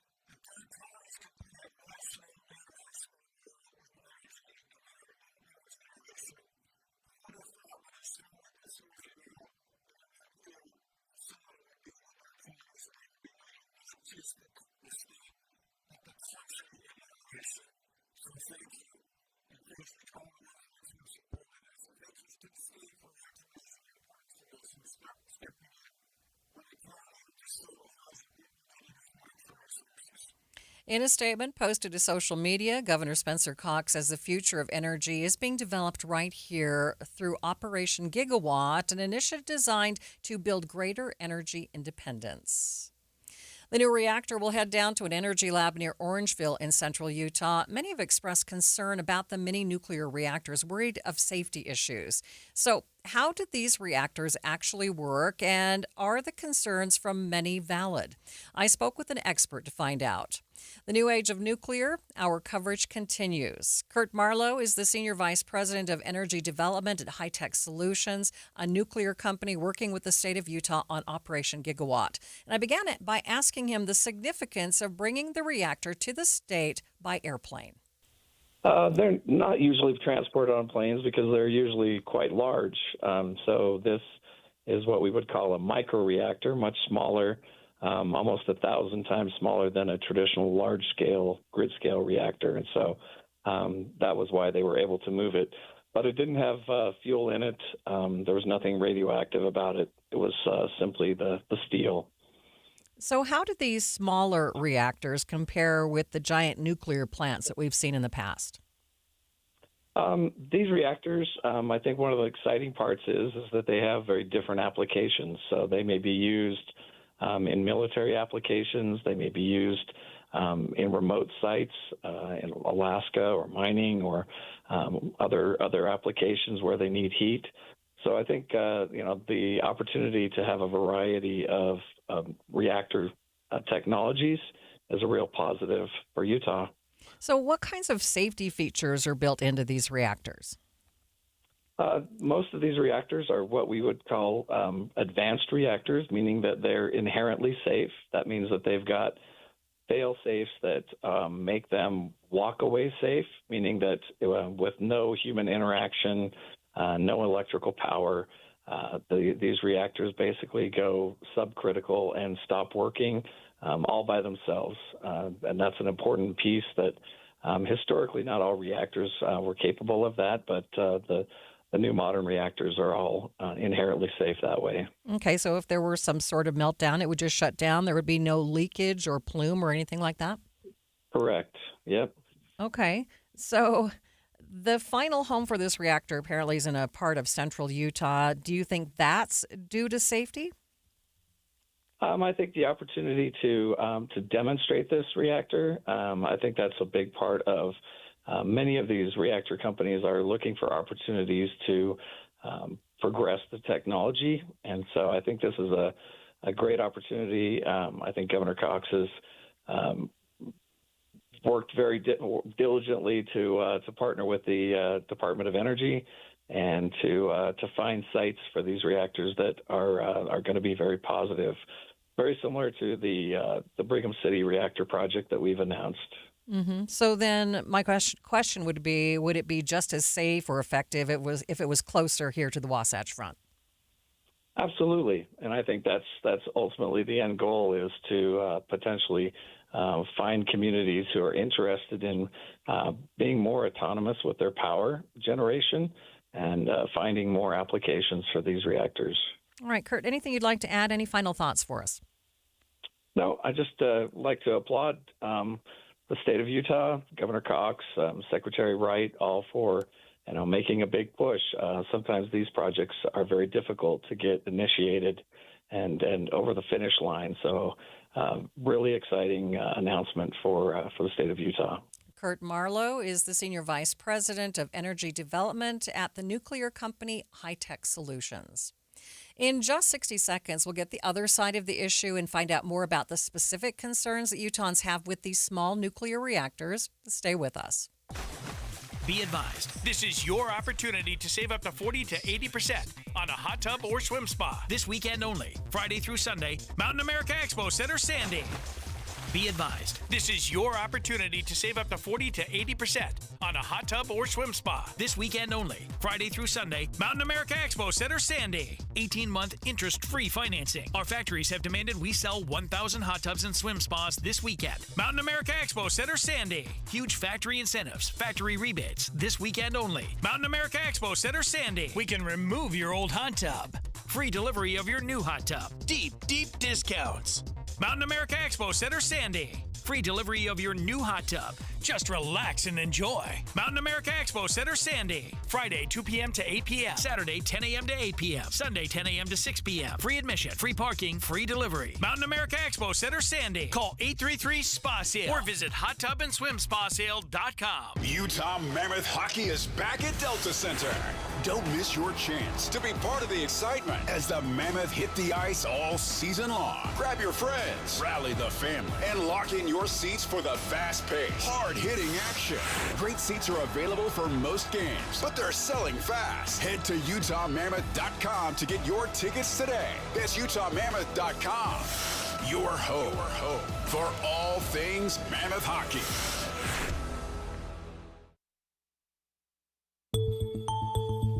We are continuing our coverage this hour, the new age of nuclear. A small nuclear reactor flown to the state of Utah, arriving at Hill Air Force Base yesterday. Now, it'll soon be heading down to Orangeville in Emery County. Before the break, we spoke with a nuclear energy expert to find out how these reactors work and the safeguards in place. But as you may expect, there are still folks with concerns. Let's chat more about these concerns with Lexi Tuddenham, Executive Director of Hill, Utah. I'm afraid we're having a problem with the phone line, so we're going to check in with Lexi in just a minute. If you've been putting off servicing your furnace because the weather's been so nice, today's your lucky day. What's up, everybody? I'm Mike Wilson with Any Hour Services, and with the upcoming cold nights in the forecast, I thought it'd be a nice gesture to have one of our surprise one-day sales. And they say procrastination doesn't pay. Normally, we charge $124 to tune up your furnace, but not today. If you call today, Monday, February 16th, and mention you heard this ad, we'll give you $105 off and tune up your furnace for only $19. You won't hear this on the radio tomorrow, so call Any Hour Services or visit anyhour.com right now to schedule. The older your furnace, the more important it is to maintain it. It's the least expensive way to extend its life and avoid unexpected breakdowns, and our technicians service all brands. Call Any Hour Services or visit anyhour.com right now to schedule. Look for the button that says Book Online and schedule your $19 furnace tune-up at anyhour.com. That's a $124 value for only $19 if you get a hold of us today. Google Any Hour Services or schedule online at anyhour.com. This message comes from Viking, committed to exploring the world in comfort. Journey through the heart of Europe on an elegant Viking longship with thoughtful service, destination-focused dining, and cultural enrichment on board and on shore. With small ships that bring travelers closer to the destination, there's more time to explore. And every Viking voyage is all-inclusive, with no children and no casinos. Discover more at Viking.com. Febreze. New Febreze Air Mist has 50% more odor fighters and up to 30% more fragrance than the old formula. So now you can take on 100% more stinky odors, like sweaty gym bags, greasy cooking smells, and the after effects of the dog rolling around in something. Just spray, and new Febreze Air instantly restores just clean freshness. Smell you later, odor. Breathe happy, Febreze. La, la, la, la, la. Get in the zone, AutoZone. Jeff's day is off to a slow start. So he heads to AutoZone, America's #1 battery destination, where Sammy, a local AutoZoner, tests his battery for free. Looks like he just needs a charge. And Sammy does that for free too. In no time at all, Jeff is back on the road, ready to finish the day strong. Free battery testing and charging at every store. No hassles, just help. Get in the zone, AutoZone. Restrictions apply. Meet Morgan Jones. Morgan is about to step into a world unknown to most, thanks to Progressive's Renters Insurance, a place of fresh linens and turn-down service. You see, Morgan temporarily vacated her apartment and has gone to a hotel because a pipe burst in her apartment. A pipe that made her sense of reality and apartment ceiling all come crashing down. Luckily, Morgan checked into Progressive's Protection Zone. Get a quote at Progressive.com. Progressive Casualty Insurance Company, affiliates, and third-party insurers. We are continuing our coverage this hour, the new age of nuclear. Before the break, we did have a little bit of a problem with our phone lines. Phone lines are reset. We were telling you about a small nuclear reactor flown to the state of Utah that arrived at Hill Air Force Base yesterday, but it's soon going to be headed down to Orangeville in Emery County. Joining us now is to chat about concerns is Lexi Tuddenham, Executive Director of Hill, Utah. Lexi, sorry about that. Hey there. The phones apparently wanted to go on holiday. Unfortunately, we aren't on holiday today. Understood. So, Lexi, Not to worry. we have spoken to you before about nuclear concerns, but can you share some of your concerns with, that you have with the specific mini nuclear reactors? Yeah. So for the mini nuclear reactor, I think there's a lot to be aware of there. So I think that with this particular small reactor, the Valor reactor that has been transported, I have some concerns around the fact that the Department of War flew it. We are repeatedly told that national security and sort of nuclear weapons concerns are totally separate from the current nuclear energy renaissance, and I think this, frankly, blurs the lines a little bit. In addition to which, I think the biggest one to think about is, say, we have this reactor up and running this year, which is likely to happen. We've had a test reactor at the University of Utah for years. I don't think it's that revolutionary. However, the biggest concern for me is going forward, what's going to happen. So first off, if we're really committed to producing more energy, why are we not investing as much in wind and solar and energy and battery technology as we could be doing?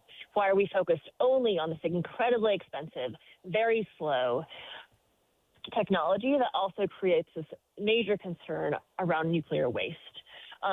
It is already clear that for that particular reactor, the nuclear waste will be stored on site. At the same time, at the federal level, we are hearing this entire rollback of radiation regulations that have been what has set the gold standard in this country and frankly around the world for many, many years. When we hear that we're having radiation regulations rolled back, that the DOE has already changed them in secret and in fact is already using those same revised regulations, which massively, massively reduce sort of the safety and the security around nuclear energy, nuclear fuel. And then we hear that in state, we're going to be adopting those same regulations. We're not allowed to adopt higher level regulations in the federal government under a current bill that is working its way through the legislature. So, I think go ahead. Nope, go ahead. I think one final point to make is that, we're at a time in our country where, yes, we need more nuclear, we need more energy. However, the waste storage and the fact that this administration is going full bore on bringing in more waste, bringing in more harmful radioisotopes that could potentially harm our citizens is really concerning at the same time as they are telling us, trust us, this stuff is safe. I think that a lot of us who live in the state and know the history of the downwinders have been here before, where we've been told by the government that everything is safe and that there's nothing to worry about. And I think it is worth examining that, especially when we just recently had a resolution of the state legislature that was against nuclear testing that somehow did not pass. I think we need to see our state leaders step up and really show that they can hold us to really a high-level regulation that protects human health and safety, and also make sure that the high costs of these reactors don't get borne by ratepayers in the future. All right, Lexi, I appreciate your time. I'm afraid we are out of time. I'm glad that you could join us and tell listeners about your concerns and give us the other side, the other point of view on this story about these mini nuclear reactors. A partial government shutdown is now on. The effects it's having on the Department of Homeland Security coming up next. But first, it's traffic on KSL News Radio. It's brought to you by UCCU Direct Deposit. Get you $300. Love where you bank. Ricky? We do have a new accident. It's in Sandy. It's on the exit ramp from northbound I-15 at 106 South. It is being moved out of traffic to the shoulder. When you need the financial products and services for every stage of life, Cyprus Credit Union is there for whatever the future holds. Visit cypruscu.com today. Ricky Meese in the KSL Traffic Center. When I smoke weed, I get lost in the music. I like to isolate each instrument. The rhythmic bass, the harmonies on the piano, the sticky melody. Hey, careful, babe. There's someone crossing the street. Sorry, I didn't see him there. If you feel different, you drive different. Don't drive high. It's dangerous and illegal everywhere. A message from NHTSA and the Ad Council. The source is where we get our... You are listening to Midday. I'm Maria Shilaos. Republicans and Democrats don't appear to be any closer to resolving their disagreements over funding for the Department of Homeland Security. ABC's Selena Wang says the dispute has resulted in a partial government shutdown with no end in sight. This partial government shutdown, it's now entering a few days here, and it's all because Democrats are really putting up a fight here, refusing to fund the Department of Homeland Security until Republicans agree to major changes to immigration enforcement. We have a constitutional obligation to only fund a Department of Homeland Security that is obeying the law. And this Department of Homeland Security is not obeying the law. This whole showdown really escalating after weeks of unrest in Minneapolis following the killings of Renee Good and Alex Preddy by federal agents. So Democrats really think they've got the public on their side when it comes to the issue. We've drawn a hard line in the sand on behalf of the American people, and we're not going to allow the Congress to cross it. ICE needs to be dramatically reformed. And these are just some of the reforms that they're demanding. It includes requiring agents to wear body cameras, banning them from wearing masks, and mandating that they obtain warrants signed by a judge before making arrests. Given everything that has happened, Democrats think these are common sense changes, but Republicans are pushing back on those reforms. When it comes, for instance, to banning them from wearing masks, they claim that these ICE agents are being doxxed and harassed, and they're wearing these masks for their own safety. We always have to protect our law enforcement. It's very important. They've done a great job. Remember, they've taken out hundreds of thousands of criminals out of our country. Really unclear when this partial shutdown is going to end, with, congressional leaders out for several days on recess. And while those talks are ongoing, they are pretty far apart on a lot of these issues. Wang says partial shutdown is a lot different than the last government shutdown that included many different social problems. We are just talking about the Department of Homeland Security, but it is a very important and sprawling department. It oversees the TSA, FEMA, and Coast Guard. And if this lasts beyond a few weeks, the American public could feel the squeeze. Remember the last shutdown, which lasted 43 days, travel delays, staffing shortages, that only ended 12 weeks ago. The acting administrator of the TSA said putting workers through another shutdown would be unconscionable. So there is a risk of all of that happening again if this continues to drag on. But a critical point is that ICE is going to keep on operating, even though this whole fight is about ICE. They were funded by a $75 billion cash infusion from President Trump's mega bill that was passed last year. These same workers, these same agents who went without a paycheck for 43 days because of the failure of the Democrats to come to the table then. It's exactly what we're seeing now. They've got to go even if they're not getting paid, so that's obviously very difficult. Plus, there is a growing pressure on the Homeland Security Secretary. She has really been in the hot seat. There have been calls for Kristi Noem to step down as head of DHS, questions swirling about whether she is really, in fact, in charge after all of the unrest in Minneapolis, the killing of Alex Preddy and Renee Good, as we were just talking about, by federal agents, and also bringing in Tom Homan, the border czar, to Minnesota, and starting to wind down those operations. Now I'm still in charge of the Department of Homeland Security. That includes all 23 different agencies under our umbrella. I mean, Noem said on Friday that she was still in charge, even as we have seen Homan seemingly gain more control.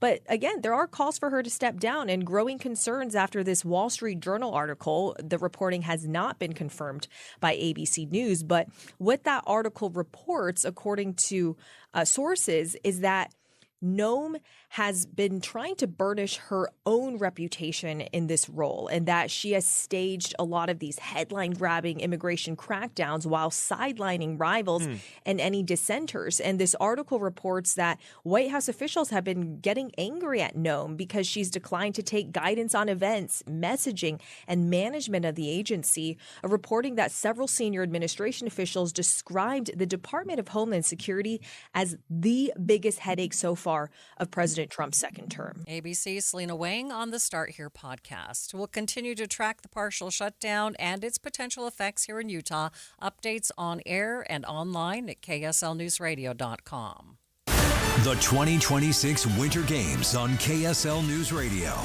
Olympian Lindsey Vonn is headed back to the United States following that devastating crash in the women's downhill at the Winter Games in Italy. She's already undergone several surgeries for a broken tibia, after also tearing her ACL 9 days before. On Instagram, she posted a message thanking fans for their support during this time while also vowing to return to the slope someday. Hey guys, just wanted to give you a little update and say thank you so much to everyone that has been sending me flowers and letters and sharks, stuffed animals. It's just been so amazing and really helped me a lot. It's been quite a hard few days in the hospital here. I'm finally feeling more like myself, but I have a long way to go. Tomorrow I'll have another surgery and hopefully that goes well, and then I can potentially leave and go back home, at which point I will need another surgery. Still don't know exactly what that entails yet until I get some better imaging, but it's kind of where I am right now. I am just in the hospital, very much immobile, but I have a lot of friends and family that have been coming to visit, and like I said, the letters and the notes and everything, flowers, have just been so incredible, and the staff and medical team here has been amazing. So I feel very lucky and fortunate to have so many people around me that have really helped me get through this. So I just want to say thank you, and go Team USA. It's been so great to watch and really lifted my spirit. So good job, team, and keep crushing it. You can hear all those hospital monitors behind her. Once Lindsey Vonn returns to the United States, she says she'll undergo more surgeries to repair both her broken tibia and her torn ACL. It's 1:30 midday at KSL News Radio. I'm Maria Shilaos. Some of the stories we are watching this hour. More changes could be coming to flag flying rules for cities and counties around the state. On this President's Day, we are taking a look at the impact of the country's first president. And KSL traffic, Ricky. A small accident in Sandy, I-15 at 106 South. Maria? Snow lovers rejoice. Looks like we have a good chance of snow showers over the next couple of days. It's 1:30. ABC News, I'm Michelle Franzen. In Arizona, the search for Nancy Guthrie now in its third week. ABC's Aaron Katersky is in Tucson and has more on a glove found that was tested and came back with DNA. The FBI says the DNA was left by an unknown man. They're comparing it to samples found at the home and in national databases. While nobody has been ruled out, law enforcement sources tell ABC News investigators do not believe Nancy Guthrie's relatives are suspects. They're also leaning away from two men detained for questioning last week and then released. In Rhode Island, police say they're responding to a shooting reported at Lynch Arena, an ice rink in Pawtucket. Authorities say a high school hockey game was taking place at the time. The exact number of people shot and their conditions are unknown. Preliminary information indicates the shooter shot and killed himself. Award-winning actor Robert Duvall has died. He was best known for roles in The Godfather, To Kill a Mockingbird, and in Apocalypse Now. I love the smell of napalm in the morning. Robert Duvall was 95. This is ABC News. KSL's top local story. The process to get Prop 4 back on the ballot doesn't stop with gathering the required number of signatures. There are several other steps and requirements that need to be met. KSL News Radio's Brianna Willis reports. The Republican Party says they have over 200,000 signatures to get Prop 4 back in front of voters this November. But Count My Vote Executive Director Taylor Morgan says it's not that easy. The second requirement is far more difficult. They have to meet a minimum signature requirement in at least 26 of the state's 29 Senate districts. He says it could be easy to gather the required amount of signatures from Salt Lake or Utah County, but gatherers could have a harder time in smaller counties. He says right now the clerk's office has 21 days to verify the signatures, and taking into account any who might request to remove their signatures, the final count would come after April 22nd. Brianna Willis, KSL News Radio. Two of the groups behind the lawsuit surrounding Proposition 4 and the MAPS process are reacting to the news that more than 200,000 signatures have been gathered. Mormon Women for Ethical Government and Better Boundaries both say they're waiting to see how many signatures are verified. It's hard to know with these. There's a pretty high rejection rate. There has been a high rejection rate, of signatures so far. There's been some confusion that people have had about what they were actually signing. We have actually had some of our own members who signed thinking that they were signing something that was against gerrymandering and then discovered later that it was for gerrymandering. Emma Adams with MWEG says if the signatures are verified and the issue goes on the ballot for November, they'll continue to try and prevent the repeal of Prop 4. Don Brinker-Hoff, KSL News Radio. Traffic and weather, it's brought to you by UCCU. Up to $500 for loan transfers. Love where you bank. Ricky Meese, is that a long line of folks trying to get up Big Cottonwood Canyon? What am I looking at here? It is. They are trying to get up to the slopes, and this is traffic parked over to the side. I've been watching people who are out of their cars and making the trek the rest of the way. They are up to hit the slopes, and you can see, Maria, it's a beautiful day. Sunshine up there. Here in the valley, we don't have any problems with the weather impacting our drive. Now, that could change a little bit later this afternoon. We'll keep an eye out for that. We do have some slowing southbound I-15. I'm trying to get a look at what may be causing it.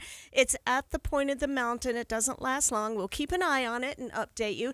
And one small accident in Sandy. It's at the ramp, northbound I-15 at 106 South on the shoulder.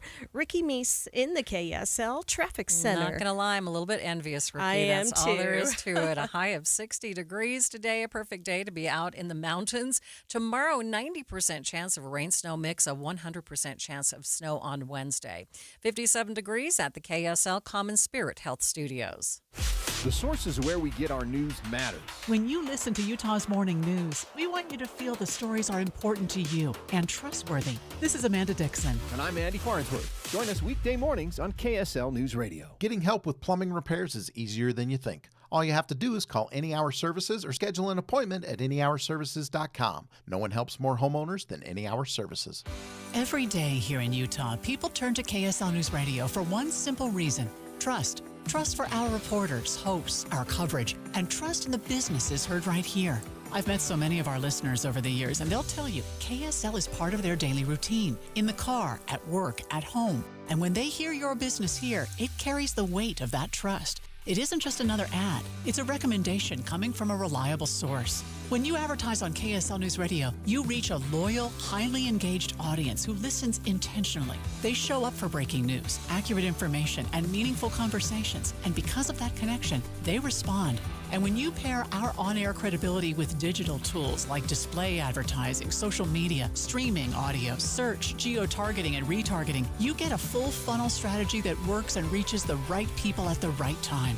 Get marketing that truly moves the needle. Partner with the voice Utah trusts. KSL. Learn more at kslnewsradio.com/advertise. The Management Minute is a service of the MBA program and the Shingo Institute at Utah State University. I'm Professor Scott Hammond. The world is flat and getting flatter. Not the planet, organizations on the planet. Almost every military strategist who's not beholden to a dictator will tell you that the reason Ukraine has been able to hold off the much bigger Russian army is because Russia has too many generals. Ukraine pushed decision-making and innovation down, allowing field commanders to make decisions close to the combat. Recently, Amazon announced that they will be cutting thousands of jobs, mostly due to cost-cutting AI innovations, part of a corporate strategy to become much flatter, to eliminate layers. Even government is making a forced march to becoming leaner, focused on purpose and adding more value. For all of us, it means that we constantly have to ask how we are adding value to an enterprise. Learn more about continuous improvement in an MBA from Utah State University. Go to utahstatemba.com. That's utahstatemba.com. I'm Scott Hammond. Hope to see you in one of our classes. You are listening to Midday. I'm Maria Shilaos. Eye on the Hill 2026. Special coverage on KSL News Radio. The discussions over flying special flags like the LGBTQ pride flag continues on Utah's Capitol Hill this legislative session. Republican Representative Matt McPherson is proposing a change to a bill passed last year which banned any municipality from flying a flag other than their municipal flag. Salt Lake City responded after that bill went into effect and adopted 3 official flags to add to their rotation, one that included the LGBTQ pride flag, the transgender flag, and the Juneteenth freedom flag. In a committee meeting, Republican Representative Mike Peterson gave some props to Salt Lake City for their creative workaround to that bill last year. Man, they are creative. Because I love rules. I love to figure out how you can. So that was awesome. I didn't necessarily love it, but it was awesome what they. And now state lawmakers are looking to adjust their original bill. Under the code originally supplied, if a municipality adopted multiple official flags, then that would essentially bypass the intent of the original language so that those municipal flags could be considered a carve-out under the original language and could be flown at, for example, a school. And so what this bill only does is it essentially eliminates the totality of the category of municipal flags. We're really talking today about one municipality that's adopted, I think, 4 or 5 additional flags, 3 new flags. Those 3 new flags would not be allowed to be flown in a school, a courthouse, a airport, or a UTA facility, but the municipality could go back and adopt one official flag. That official flag would be the flag that they could fly in those locations. That would be essentially the only change that's happening in schools, is we'd be eliminating the municipal flags that have been adopted today from this section and allowing them to only fly one official flag. That flag would be subject to admin rules to ensure that those meet government neutrality standards. But then it also changes that the municipalities can continue to fly whatever flag they'd like outside of those 4 regulated facilities. Bill sponsor, Representative McPherson, says he understands and appreciates the desire for local control, but says in places like these, the state has an interest that must also be taken into consideration. Fellow Republican Representative Candace Perucci says local control should be valued and that it's the responsibility of local elected leaders to justify their decisions to fly certain flags to their constituents. At some point, too, we have to allow local elected officials to live with their choices. And if a city wants to defend to their constituents that flying a pride flag year-round is how they're going to roll or what they're going to do, I think at some point we have to let them own that and let the voters actually be able to see that decision in full force. And so I will be supporting your bill. I think, too, this has been a lesson learned as well. We talk about local control, and it's hard for voters to go to the voting box and actually demand changes or consequences if we're going in and saving them, so to speak. So I appreciate you trying to navigate this and get us to a better spot. Democratic Representative Sahara Hayes, who considers herself to be a member of the LGBTQ community, voted against the proposal in a committee hearing. She says she appreciates the changes made through this bill, but still thinks it infringes on local control. I actually commend the sponsor I think that this bill has a measure of grace to it that we don't often see in bills that sort of touch these sore points. And I'm sincerely appreciative of that, because I think a lot of us were a little nervous when we saw that there was another flag bill. We talk a lot as a body about local control, and I feel like sometimes that's just lip service. And I want to make sure that that is a thing that I've tried to stand up for.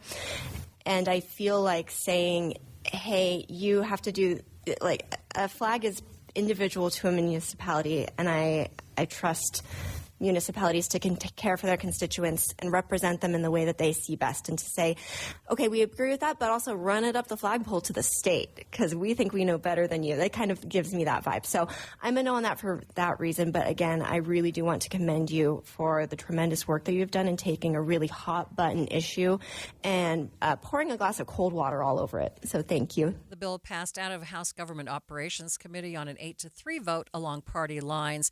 It now heads to the full House for consideration.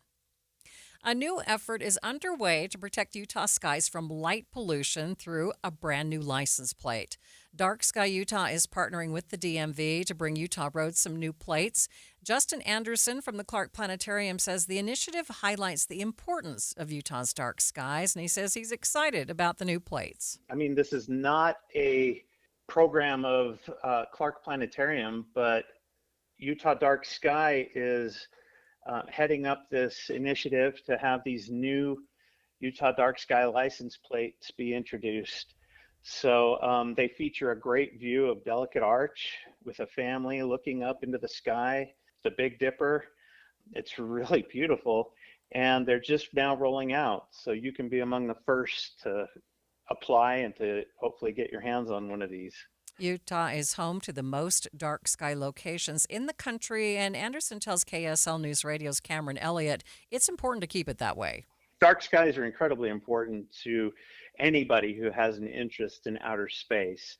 And frankly, I believe, of course, I wear my bias on my sleeve, but that should be everyone. Light pollution is exactly that. It's pollution. And so being able to get out, get away from the city lights and be able to see the heavens is really a remarkable experience. And for a lot of people, that's something we don't experience nearly enough. So when we're able to, it's actually a really, really, incredible surprise to see what is out there and what we can see even with the naked eye. A set of plates will cost you about $50 if you apply through the DMV, but half of that will be donated to Dark Sky Utah for continued preservation and education efforts. You can find photos of the license plates on our social media accounts. Just search for KSL News Radio. More Midday in just 60 seconds. This is the story of the one. As the purchasing manager at a manufacturing plant, she knows the only thing more important than having the right safety gear is having it there when you need it. That's why she partners with Grainger for auto reordering, so her team members can count on her to have cut-resistant gloves on hand, and each shift can run safely and efficiently. Call 1-800-GRAINGER, click Grainger.com, or just stop by. Grainger, for the ones who get it done. Jane Dawson did something smart. She saved hundreds on auto insurance switching to Progressive.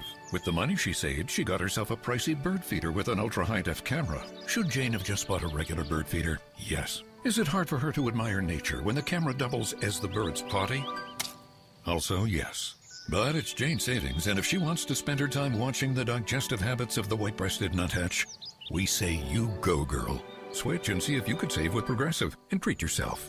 Progressive Casualty Insurance Company and Affiliates. On this President's Day, an expert on the nation's first president is calling for a renewed focus on George Washington himself.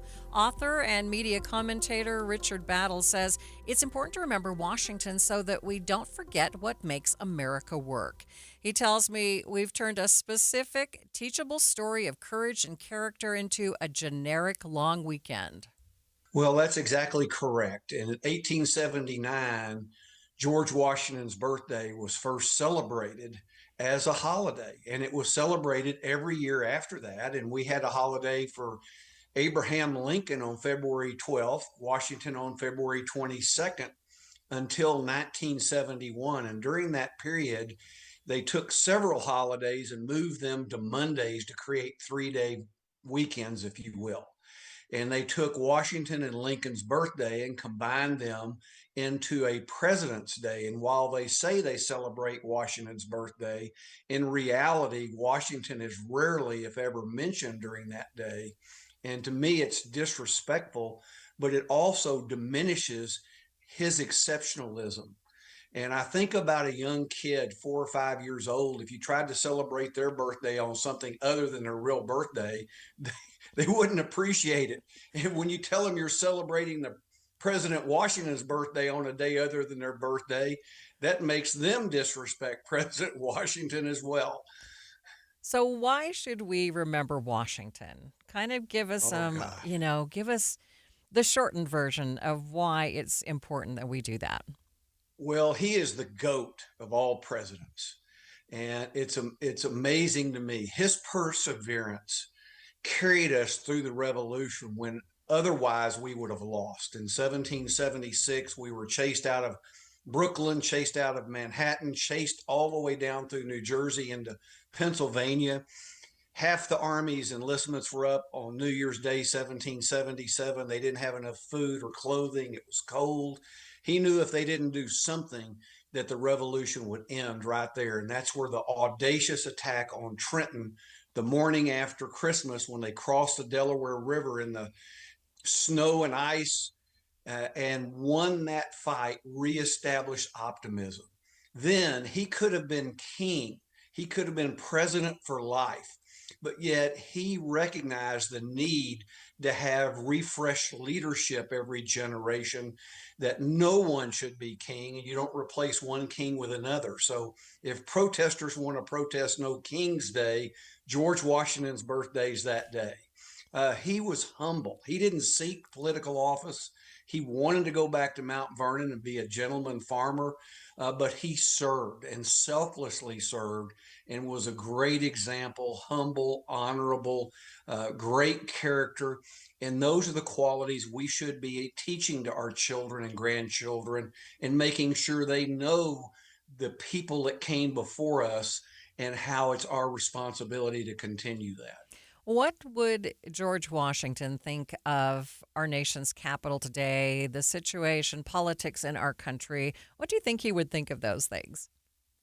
Well, I think he'd be amazed and disappointed from the standpoint of everything that was fought, the sacrifice of so many patriots and people since then, and how today the arguments, and there's so little principle that's done. There's so much greed and selfishness that's done in our leadership, some on both sides, unfortunately. And I think a return to principle leadership, honorable leadership, selfless leadership is important for our country's republic to continue. All right. Anything else you would like us to note on this President's Day? Oh, that's a great question. We've had some great presidents besides Washington. He's the GOAT. We've had some poor ones, unfortunately. Thank God all the people before us have gifted us this republic. And I pray to God that we will retain it for future generations. Richard Battle is the author of the book series Americans Who Made America. Even though Utah isn't next to the ocean, we have a pretty big aquarium with several educational opportunities to learn about the sea. And now the Loveland Living Planet Aquarium is getting even bigger. More on that coming up next. But first, it's traffic on KSL News Radio. It's brought to you by UCCU. Earn 4.44% on savings at uccu.com. Ricky? We've had a little bit of trouble in traffic at the point of the mountain southbound I-15. And this is showing, I'm looking at a live traffic camera shot, and it shows vehicles over to the right shoulder, but very close to that right lane of travel. That's what was causing that backup and delay. And it looks like as soon as they can get them on their way, everything will be just fine. So some immediate slowing in that area. No big backups, though. And the final cleanup of a crash in Sandy at the ramp northbound I-15 at 106 South. Ricky Meese in the KSL Traffic Center. If you've been putting off servicing your furnace because the weather's been so nice, today's your lucky day. What's up, everybody? I'm Mike Wilson with Any Hour Services, and with the upcoming cold nights in the forecast, I thought it'd be a nice gesture to have one of our surprise one-day sales. And they say procrastination doesn't pay.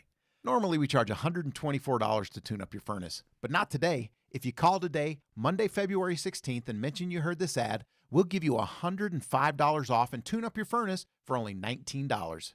You won't hear this on the radio tomorrow, so call Any Hour Services or visit anyhour.com right now to schedule.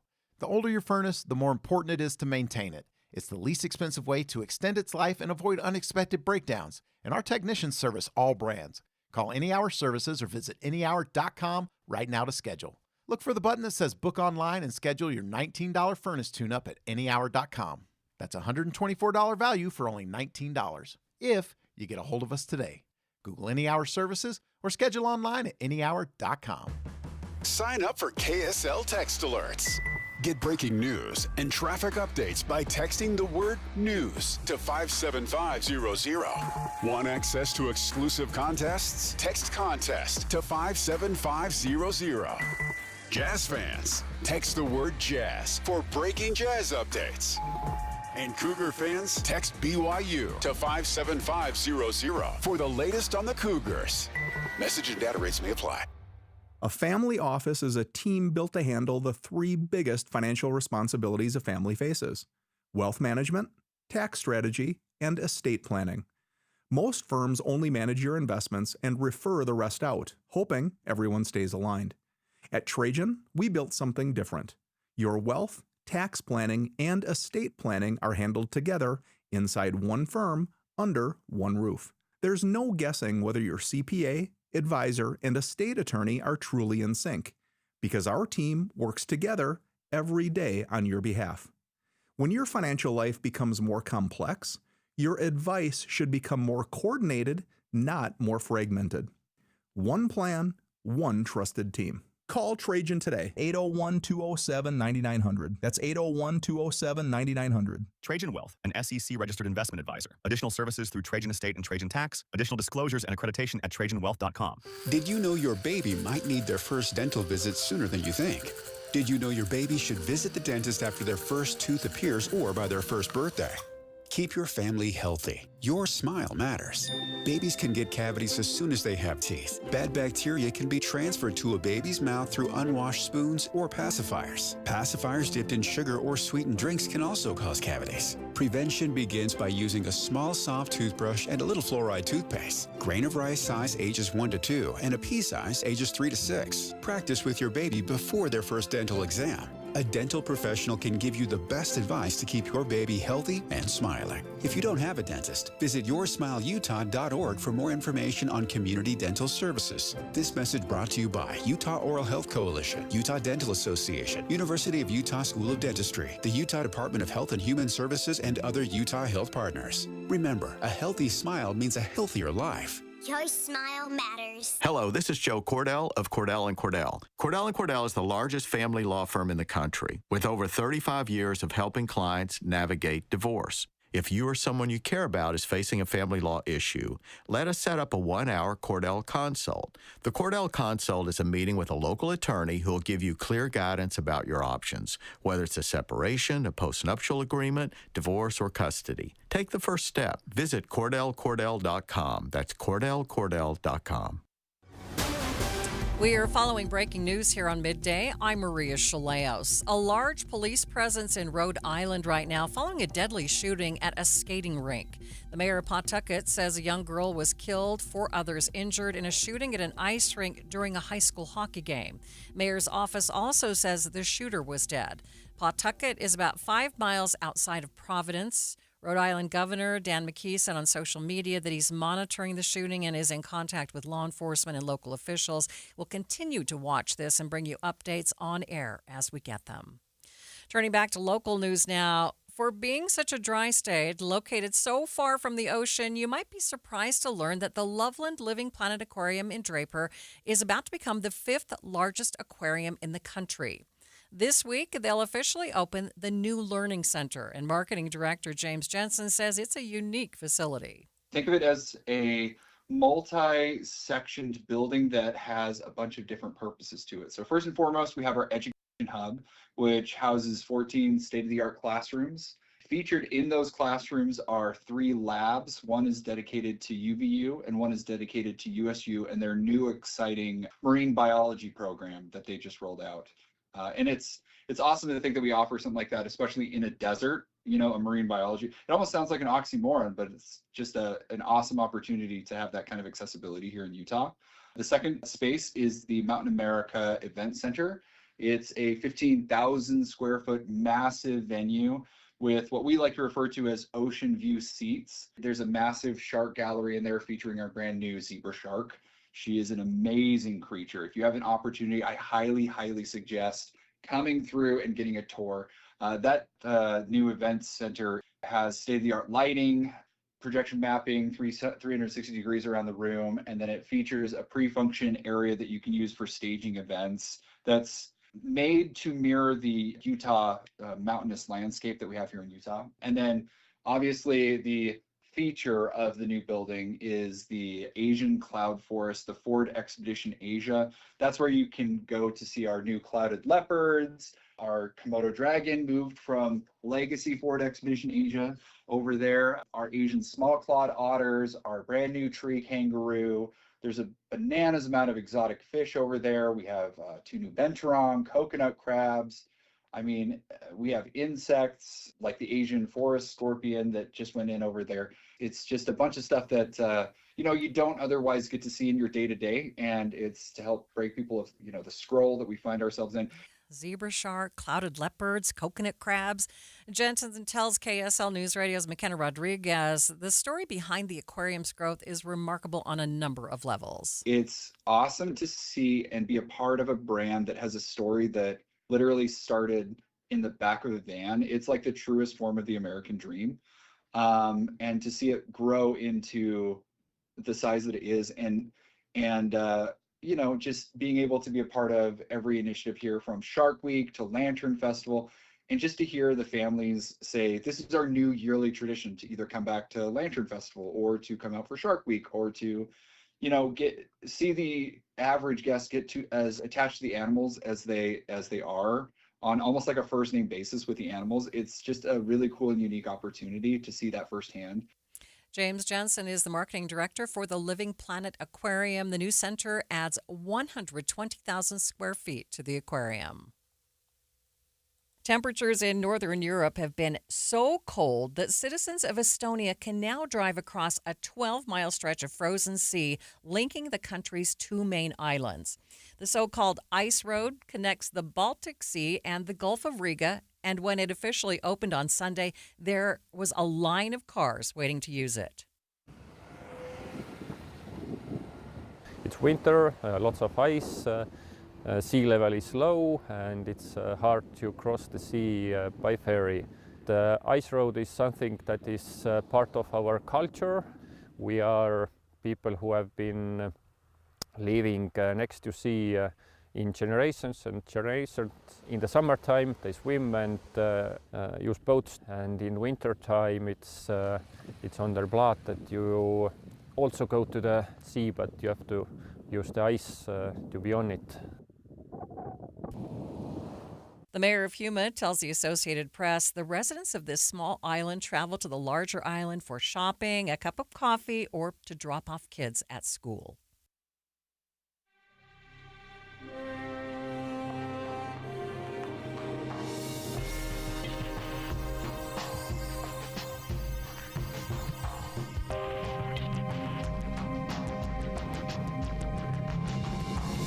KSL FM Midvale. KSL Salt Lake City. From the KSL Common Spirit Health Studios, this is KSL News Radio, Utah's news, traffic, and weather station.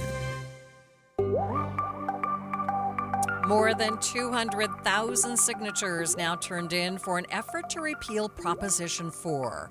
But all those signatures need to be verified by county clerks. Leaders of the move to repeal the Independent Redistricting Commission looking ahead to next steps. This was just the step of putting it on the ballot, and our whole process is we trust Utahns. Those who are against this initiative in a similar position now as they also wait. Right now, it's really kind of monitoring stage. The time is 2 o'clock on Monday, February 16th, President's Day. It's midday. I'm Maria Shilaos. Coming up, even with all those signatures, there's still a lot left to do in the process before it gets to the ballot in November. We'll dig into the process and the numbers and break it down for you. Also this hour, we're expecting to see wind gusts of up to 60 miles per hour. And after it gets to about 50, 55 miles per hour, that's when you can see semis start to topple. An incoming storm quickly approaching Utah. The warnings from UDOT as you or your loved ones travel home from a long holiday weekend. But first, our top stories. A woman was found dead near the Mueller Park trailhead in Bountiful early this morning. Davis County Sheriff's Office spokesperson Stephanie Dinsmore says a group of teenagers found the woman's body while hiking just after 6. Dinsmore says they don't know yet how the woman died or whether there was foul play. Every death is investigated as a homicide until it's ruled out to be a homicide, so we will be processing the scene and making determinations from that point on. Right now, we do not believe that there is a public safety threat. Police don't know yet how long she's been there or if she's from the area. Now, we did actually learn that she is from the area. We will keep you updated with more information. Other national stories from ABC News. Opening statements in Georgia today where the father of a school shooting suspect is facing trial. Police say Colin Gray's son opened fire on Appalachia High School in 2024. Prosecutors say Gray supplied the murder weapon. The prosecution also showing a number of evidence to the jury so far, including a picture of the suspect's room. The teenager who's accused in this shooting, essentially a shrine, they say, to the Parkland mass shooter in Florida. You'll remember in that shooting, 14 students died. And according to the prosecution there, he had that in the same house with the father. That is ABC's Faith Abube reporting. Law enforcement and FBI officials are hoping DNA evidence from a glove will lead them to Nancy Guthrie. Here's ABC's Alex Stone. Male DNA that was found on that glove, but they don't know that the glove necessarily had anything to do with the crime. 16 gloves have been found. Most of them, they have now determined, have been from search and rescue or investigators who were out looking for Nancy Guthrie. And for whatever reason, they had gloves on and they were looking at something and then discarded their gloves and put them into the desert. Guthrie has been missing from her Tucson home for over 2 weeks. Traffic and weather together. It's brought to you by UCCU. Direct deposit gets you $300. Love where you bank. Rick, you've had a couple of texters tell us about a possible fire at 134 South in Bangor. Are you seeing anything? Yeah, I looked through the traffic cameras. It's not at that spot in particular, but in some of the other traffic cameras, I've seen at least 2 fire engines making their way to the Riverton and Bluffdale area. So it's not on 134th South. It's going to be south of that, somewhere between 40th and 4200 West. And overall, we're not seeing that it's really impacting traffic if it's there. Where we do have traffic that is a little impaired, it's due to vehicles over to the right shoulder, very close to the right lane of travel southbound I-15 at the point of the mountain. Not sure if it's a crash, a disabled vehicle, a medical situation, but emergency crews are there on the scene, not causing major delays, just some slowing in that immediate area. No matter the weather, your feet can feel fantastic. Find the Good Feet location nearest you at goodfeet.com. Ricky Meese in the KSL Traffic Center. A high today of 60 degrees. Temperatures dipping back down into the 40s tomorrow. We do have a 90% chance of a rain-snow mix tomorrow, and then a 100% chance of snow on Wednesday. 57 degrees at the KSL Common Spirit Health Studios. Mornings are for recharging. And they're for starting your day right. We volunteer to join you in the car. Get news and weather at 102.7 FM during the most important part of your day. Andy and Amanda, each morning between 5 and 9 on KSL News Radio. Wesley is a truck driver. I drive a truck, and I love what I do. A truck driver with IRS troubles. They told me I owed them $43,000. It got really bad. Quite a few letters in the mail. They were talking about wage garnishment, coming after my house, my car. Yeah, they don't play around. I seriously thought that I was going to lose everything. One sleepless night, Wesley finally made a call to Optima Tax Relief at 2 a.m. Kind of figured I'd get a machine, but I didn't. I actually got to talk to an actual person in the middle of the night. He found just what he was looking for. Oh, they were great people. You need a team of people that know what they're doing. Optima Tax, they know what they're doing. Optima Tax Relief came through with flying colors. I saved an incredible amount of money. Happy don't even come close. I was absolutely overjoyed. Take Wesley's advice. If you're in any kind of trouble with the IRS, call Optima Tax Relief. Don't trust anybody else. Call Optima for a free consultation. Call 800-343-6460. 800-343-6460. 800-343-6460. Optima Tax Relief. Some restrictions apply. For complete details, please visit OptimaTaxRelief.com. The KSL News Radio Movie Show comes to My Hearing Centers Friday from 10 to 1. But first, discover what My Hearing Centers can do for you. My Hearing Centers uses advanced technology to diagnose and treat hearing loss. These comprehensive evaluations determine the best treatment options. Then enjoy lifetime support with regular check-ins, cleaning, and maintenance. Call My Hearing Centers at 801-701-1629. 801-701-1629 for more details. My Hearing Centers has offices from Ogden to St. George. Over the years, you've brought opioids into your home. They helped when you were in pain, and you held on to them just in case. But holding on to opioids puts your family at risk. Learn more at www.fda.gov/drug disposal. Thanks for tuning into Midday. I'm Maria Shilaos. The Utah Republican Party says it delivered more than 200,000 signatures from Utahns who would like to repeal Proposition 4, the 2018 initiative that created an independent redistricting commission. Utahns for Representative Government delivered the final signature packets to county clerks yesterday afternoon. Now the process to verify all of those signatures really ramps up. Each of the county clerks have the responsibility of counting these signatures in their respective counties. So they'll go through that process of verification and counting over the next number of weeks. And so look forward to getting those final results as they come in. But each of these county clerk's offices. They were open on a Sunday. That was the requirement under state law, and so appreciate their effort there. And I think the important thing is this was just the step of putting it on the ballot. And our whole process is we trust Utahns. And the premise that we have is this question has been complicated, this conflict and really contention around the redistricting process has been something that we think needs to go back to Utahns. Let's let Utahns decide. So all that we've done is put it now on the ballot, and now we get to let Utahns decide come November. Utah GOP Party Chair Rob Axson is also the head of Utahns for Representative Government. He joined Utah's Morning News today saying he's confident they've reached the number of signatures needed and in the correct number of Senate districts to get the question on the ballot this coming November. So what exactly are the requirements to get this in front of voters? There are two requirements in Utah for a statewide citizens initiative to get on the ballot. Number one, they have to get at least 140,748 valid signatures across the entire state. However, the second requirement is far more difficult. They have to meet a minimum signature requirement in at least 26 of the state's 29 Senate districts.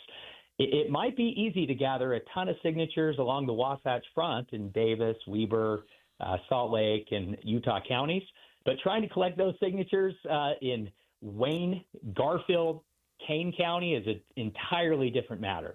Executive Director of Count My Vote, Taylor Morgan, is very familiar with this kind of signature gathering. He says the part about the Senate districts is an important piece of the equation and the thing that he is watching the most. The number is 8% of the total votes cast for in the last election for the president, and that is based on that specific Senate district. So, for example, in southern Utah, we have Senate districts that will only require just over 3,000 signatures, whereas along the Wasatch Front, a lot of those districts are closer to 5,000. For example, Tooele area, we're talking just 3,000, right? But again, along the Wasatch Front, Utah County, we're talking just under 6,000. It all depends on the state Senate district. This is the challenge, getting 26 of the 29 districts. What I am watching for with these new signatures that were turned in, Greg Hawley, like you said, the clerks have 21 days from February 15th to verify these signatures. So that deadline is March 8th. Then those who signed the petition and would like to remove their names, they have 45 days from the date that their signature is posted. The last day that would be March 8th, which means that all has to be done. Removals have to be completed by April 22nd. So sometime after April 22nd, we will know if they have the signatures. Morgan tells Inside Sources the amount of attention this process has received on the national level has been really interesting to watch. I think that clearly the Republican Party has been pushing very, very hard statewide to try to get the signatures they need before the deadline that was on Sunday. We've seen paid signature gathering. We've seen volunteer grassroots signature gathering. We've seen posts coming from President Trump encouraging Utahns to sign. We also had Ted Nugent up at the Capitol last week, Greg, encouraging Republicans to sign. So the Republican Party here in Utah and even nationally has been pulling out all the stops to get these signatures. Do they have enough? It is anyone's guess right now. We did hear from Rob Axson, chairman of the Utah Republican Party, earlier with Andy Farnsworth. He said that they turned in over, let me clarify. They have had about 88,000 signatures already verified by clerks statewide. And Rob said that in total, including those signatures, the party has turned in well over 200,000. So that means the party turned in, at least according to them, around 120,000, 110,000 signatures on Sunday. We won't know if the validity rate is on track. It would have to be 70% plus.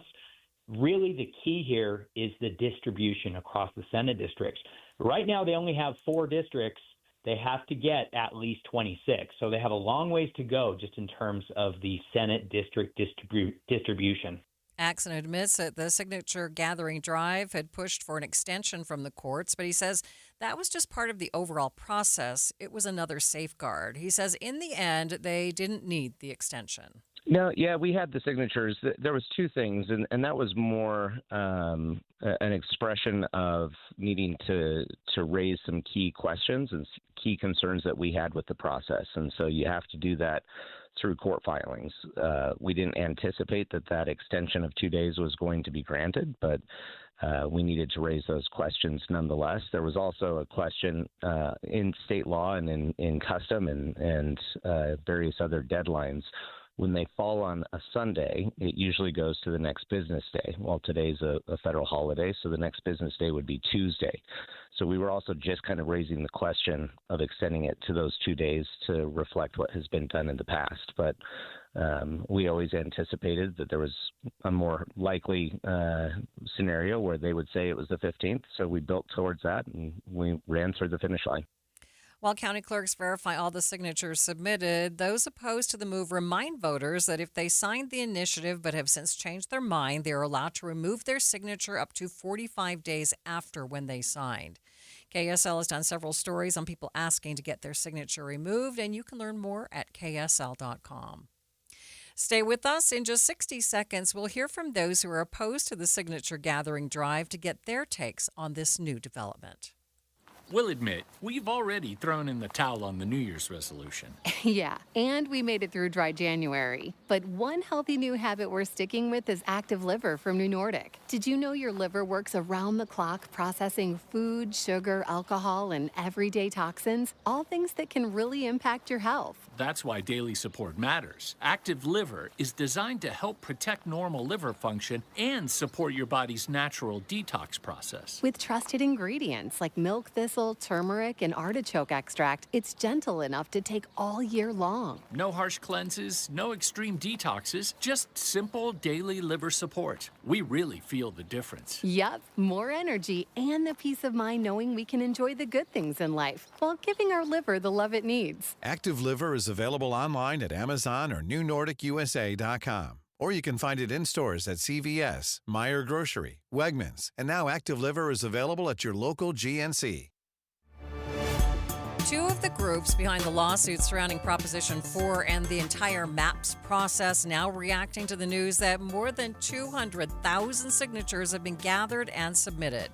Mormon Women for Ethical Government and Better Boundaries both say that they're waiting to see how many signatures are verified before deciding what to do next. It has been a long time.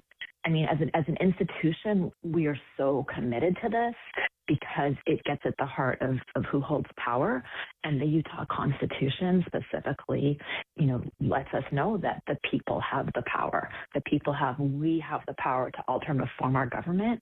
And so we see this as such an important thing to keep at, no matter how hard it gets, no matter how many court cases there are, no matter how many attempts there are to repeal it. This is all about the heart of power. And the reality is that political parties and partisan power will always do everything it can to protect itself. They will always work to accrue power for their own party. And we, the people, have to be the check on that. So this is just so foundational to understanding checks and balances, to understanding how power is used. And so it is such an important thing to keep at. And so we will continue to move ahead. Emma Adams is the co-executive director of Mormon Women for Ethical Government. She tells KSL News Radio's Don Brinkerhoff that there's an effort underway to help people remove their signatures from the initiative list if they so choose. So there is an effort called ProtectUtahVoters.com. It's not our effort, but we know, there are some friends who are doing it. And that effort will be attempting to, trying to educate the public about what it was they signed for and giving them the opportunity to remove their signature. I believe it's a 45-day period. I want to make sure I get that right, so I'm trying to look it up.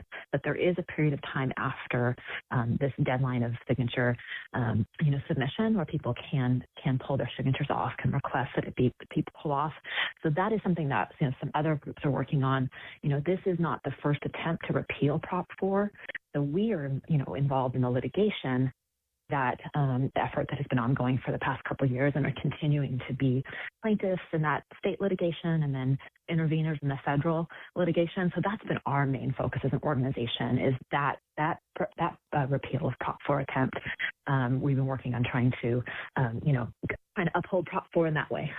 The executive director of Better Boundaries, Elizabeth Rasmussen, says her organization has heard from a lot of people who said that they felt duped by the signature gathering effort that just wrapped up. We've received many requests for information on how to remove a signature. There have been emails, phone calls, text messages, DMs on social media of people saying, hey, they said it was to protect Prop 4, it was to stop gerrymandering, or even things such as, oh, they said that this was to stop a high-density housing unit in my area, like just completely different types of petitions. And then there have been some people who have found their names on the petition who said, hey, I didn't even sign. And so there's just a lot of stuff happening right now. We're trying to track it and trying to respond to these requests the best way that we can. Elizabeth Rasmussen is the executive director of Better Boundaries. We'll continue to track this story and the signature verification now underway by county clerks across the state. Utah Mammoth captain Clayton Keller getting some time on the ice in the Winter Games, playing with the Americans. We'll chat more about this with our hockey insider after the break. But first, it's traffic on KSL News Radio. It's brought to you by UCCU. Up to $500 for loan transfers. Love where you bank. Ricky, trouble spots? Just one, and a KSL listener texting in saying it's a part of a load spill from a tractor trailer on southbound I-15 at the point of the mountain. Looks like almost everyone is over to the right shoulder, but they are partially blocking that right lane of travel. So even though we don't have any big backups, you will see traffic just a little slow as you're approaching the point. Once you're past that, you are good to go. Arrive in style for all of life's events, from the first suit to the first dance. Preparing to serve or starting a life together, every age, every milestone. For nearly 60 years, Mr. Mac, helping you look your best for all of life's events. Ricky Meese in the KSL Traffic Center. If you've been putting off servicing your furnace because the weather's been so nice, today's your lucky day. What's up, everybody? I'm Mike Wilson with Any Hour Services, and with the upcoming cold nights in the forecast, I thought it'd be a nice gesture to have one of our surprise one-day sales. And they say procrastination doesn't pay. Normally, we charge $124 to tune up your furnace, but not today. If you call today, Monday, February 16th, and mention you heard this ad, we'll give you $105 off and tune up your furnace for only $19. You won't hear this on the radio tomorrow, so call Any Hour Services or visit anyhour.com right now to schedule. The older your furnace, the more important it is to maintain it. It's the least expensive way to extend its life and avoid unexpected breakdowns, and our technicians service all brands. Call Any Hour Services or visit anyhour.com right now to schedule. Look for the button that says Book Online and schedule your $19 furnace tune-up at anyhour.com. That's a $124 value for only $19, if you get a hold of us today. Google Any Hour Services or schedule online at anyhour.com. Hi, I'm Utah tax attorney Jordan Wilcox. When the IRS invades your life, it's never good news. Keep in mind, it's not just you. I owed roughly $34,000. $61,000. When the IRS first contacted me, I was horrified. When they start hounding you and harassing you and assaulting you. Don't face the IRS alone.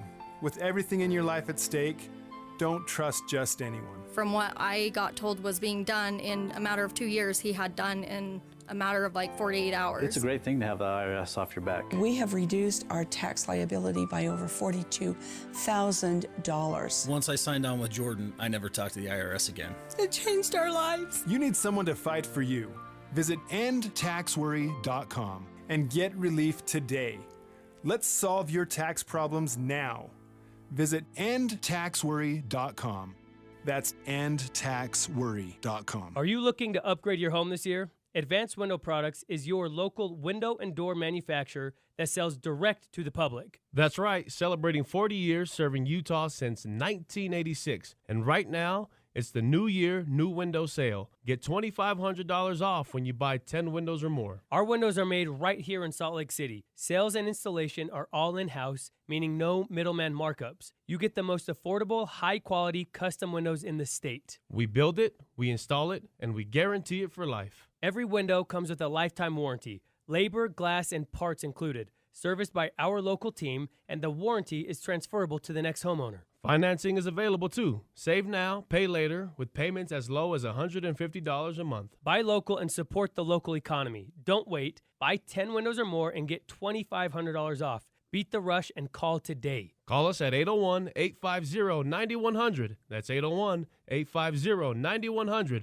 Or visit us at advancedwindows.com. Who doesn't love winning? Right now, at ksl.com/win, you'll find exciting contests with prizes you actually want. Tickets, gift cards, and more. It's fast, it's free, and you can enter in just a few clicks. New contests are added all the time, so there's always another chance to win big.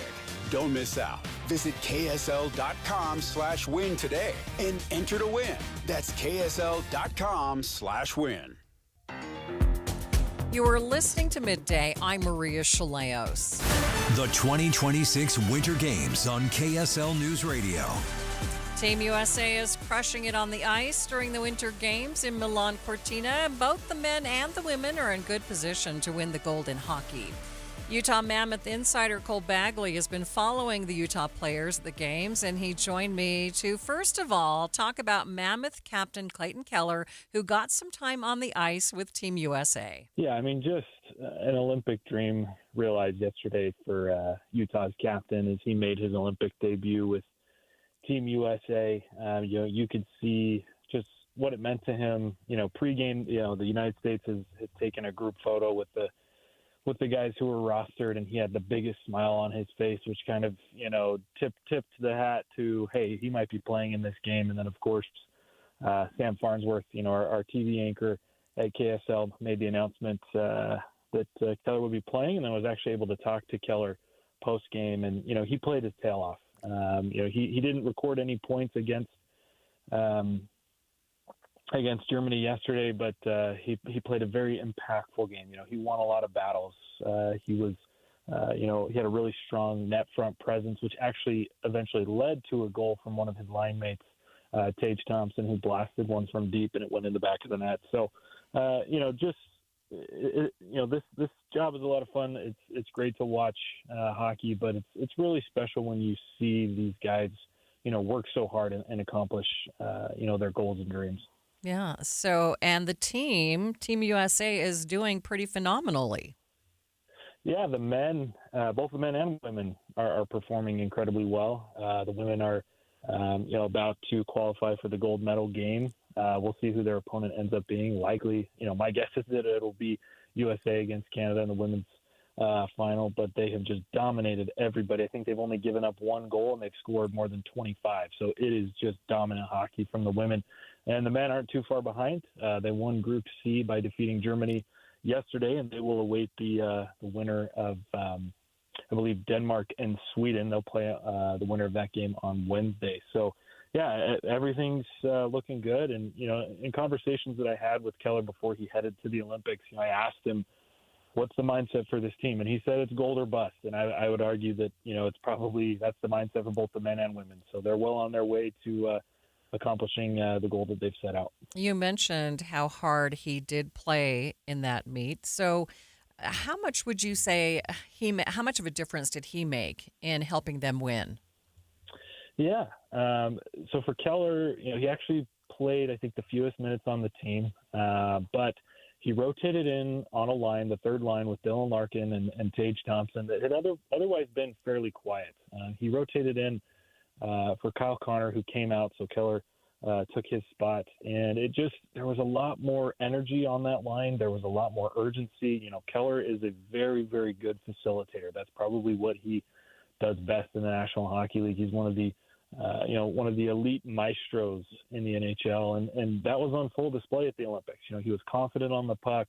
He was, creating dangerous opportunities, and like I said, he was battling in front of the net near the crease, and what that did is that opened up a lane for Tage Thompson to shoot the puck because they had to respect Keller's presence. And so, yeah, he didn't register any points, but he was +1 in terms of plus minus, and his Sam Farnsworth actually caught up with both of his line mates yesterday, Tage and Dylan, and they both had incredible things to say about Keller. So, I don't know if he'll remain in the lineup, but he certainly did good enough and did well enough that it should spark some conversation amongst the coaching staff that they should keep him in the lineup or not. All right. You mentioned when we spoke before the Olympics that you're also following other Mammoth players that are playing for their home countries. Any highlights to talk about there? Yeah, Olli Mato's had a pretty good tournament, I think, for Team Finland. He's played, some decent minutes, I believe, on their second or third defensive pairing, and then JJ Peterka has actually played the most minutes of any Mammoth player at the Olympics. He's averaging about 22, 23 minutes a game. I think he's playing on the top line with Leon Draisaitl, who is one of the premier talents in the National Hockey League, and so. Yeah, it's a good showing for Mammoth players and for those not only representing their countries but representing Utah. Utah Mammoth insider Cole Bagley watching our Utah hockey players at the Winter Games. The semi-annual migration of birds is highlighting avian flu concerns in Utah. An increasing number of bird carcasses are being found around the state, and 50 of those dead birds have tested positive for avian flu. Faith Eaton-Jolly with the Division of Wildlife Resources says the rampant spread of the disease comes to light during the fall and spring migrations. The most susceptible birds are waterfowl and raptor species. So songbirds we haven't really seen impacted by avian flu, and so people shouldn't have to remove bird feeders or bird baths from their backyards at this point unless you have your own backyard chickens or domestic birds like that are susceptible. And then obviously we would want to make sure you're taking precautions. And with that said, if anybody does have domestic birds or backyard birds, we do recommend that they reach out to the Utah Department of Agriculture and Food, who will have some additional resources and information regarding domestic species. Jolly tells KSL News Radio's Britt Johnson there will probably be a high concentration of affected birds continuing to wash up around the Great Salt Lake, but affected birds have been found in 10 different counties around Utah. Wild birds that are impacted are some of our waterfowl and some of our raptor and scavenger species, but any animal that eats one of these infected birds is also susceptible. So yes, we did have one mountain lion that had also tested positive and died from avian flu, and then a couple of skunks and a couple of red foxes as well. So that's kind of why we just, are reminding people, if you do see dead birds, just don't touch them and make sure you report that, and we can go safely collect them for disease testing. Again, avian flu can be deadly. So Jolly says if you see dead birds, don't touch them or allow your pets to approach them.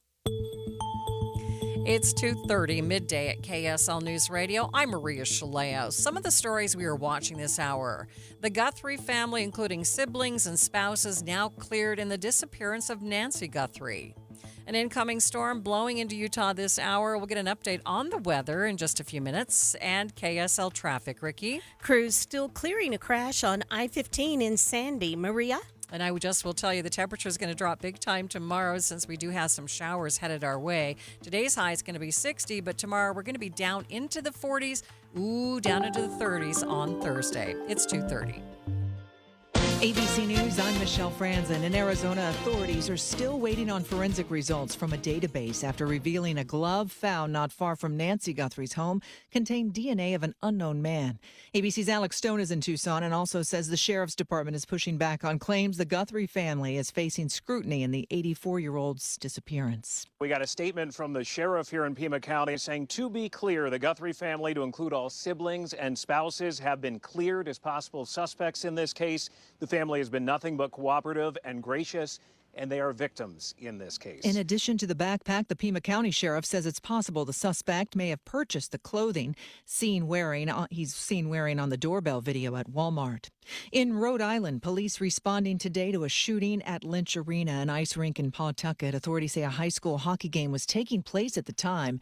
ABC News has learned the exact number of people shot and their conditions remains unknown. This is ABC News. KSL's top local story. An employee at the University of Utah has been accused of sexually abusing an underage patient. KSL News Radio's Cameron Elliott has the story. Police say that 30-year-old Parker Lewis had repeated sexual contact with a 16-year-old patient while working at a healthcare facility at the University of Utah. According to police documents, Lewis saw the alleged victim as recently as September of last year Investigators say the victim told a witness that Lewis had kissed her and touched her inappropriately. The University of Utah says they put him on administrative leave pending investigation and that he is no longer a university employee. Lewis has been charged with forcible sexual abuse, but has not yet been booked into jail. Cameron Elliott, KSL News Radio. We will have more on this story as it develops. Other local stories KSL is following. A woman was arrested on suspicion of stealing almost $79,000 from an elderly friend. Police documents say that the elderly woman bought silver and gold coins to later sell and retire with the money. At the time, she was unhoused and gave the coins to Brandy Drake for safekeeping. Drake took them and pawned them. She's now being accused of stealing from a vulnerable adult. There are a few more important dates ahead of the Republican Party if they wish to see Prop 4 back on the ballots this November. Party says they have turned in more than their required 140,000 signatures, but Count My Vote Executive Director Taylor Morgan says that's the easy part. The hardest part is getting the required number from 26 of Utah's 29 districts. It might be easy to gather a ton of signatures along the Wasatch Front in Davis, Weber, Salt Lake, and Utah counties. But trying to collect those signatures in Wayne, Garfield, Kane County is an entirely different matter. He says right now county clerks have until March 8th to verify the signatures. Signature removals need to be requested by then, and a final count will come out sometime after April 22nd. Traffic and weather together. It's brought to you by UCCU. Direct deposit gets you $300. Love where you bank. Ricky? Southbound I-15 at the point of the mountain. The earlier trouble in traffic that we had there with a semi with a partial load spill, that has cleared. All lanes are open. Backups have also eased. But we still have crews working to clean up this crash in Sandy at the ramp to northbound I-15 at 106 South on the shoulder. Ricky Meese in the KSL Traffic Center. 90% chance of a rain-snow mix tomorrow. 100% chance of snow on Wednesday. Right now, downtown, 57 degrees at the KSL Common Spirit Health Studios. A reminder about the simplest way to get updated for your day. Hit your KSL preset when you jump in the car, and we'll take care of the rest. Hear key news updates and traffic reports. Andy and Amanda from 5 to 9 in your car. KSL News Radio at 102.7 FM. Any Hour Services can help you make sure your furnace keeps you warm this winter. Whether you need a tune-up, a repair, or a second opinion about replacing it, call Any Hour Services or visit anyhourservices.com. Be advised, this is your opportunity to save up to 40 to 80% on a hot tub or swim spa. This weekend only, Friday through Sunday, Mountain America Expo Center, Sandy. Be advised, this is your opportunity to save up to 40 to 80% on a hot tub or swim spa. This weekend only, Friday through Sunday, Mountain America Expo Center, Sandy. 18-month interest-free financing. Our factories have demanded we sell 1,000 hot tubs and swim spas this weekend. Mountain America Expo Center, Sandy. Huge factory incentives, factory rebates. This weekend only, Mountain America Expo Center, Sandy. We can remove your old hot tub. Free delivery of your new hot tub. Deep discounts. Mountain America Expo Center, Sandy. Free delivery of your new hot tub. Just relax and enjoy. Mountain America Expo Center, Sandy. Friday, 2 p.m. to 8 p.m. Saturday, 10 a.m. to 8 p.m. Sunday, 10 a.m. to 6 p.m. Free admission, free parking, free delivery. Mountain America Expo Center, Sandy. Call 833-SPA-SALE or visit hottubandSwimSpaSale.com. Meet Matthew Preston. Inside his apartment, everything he holds dear is protected by Progressive's renter's insurance, like his laptop and a surprisingly valuable collection of baseball bobbleheads. Outside his apartment, his laptop is still protected, as are his bobbleheads, which he carries around with him for reasons no one knows. Renters, the limits of protection aren't just the four walls of your home. When you're in Progressive's Protection Zone, get a quote at Progressive.com. Progressive Casualty Insurance Company, affiliates, and third-party insurers.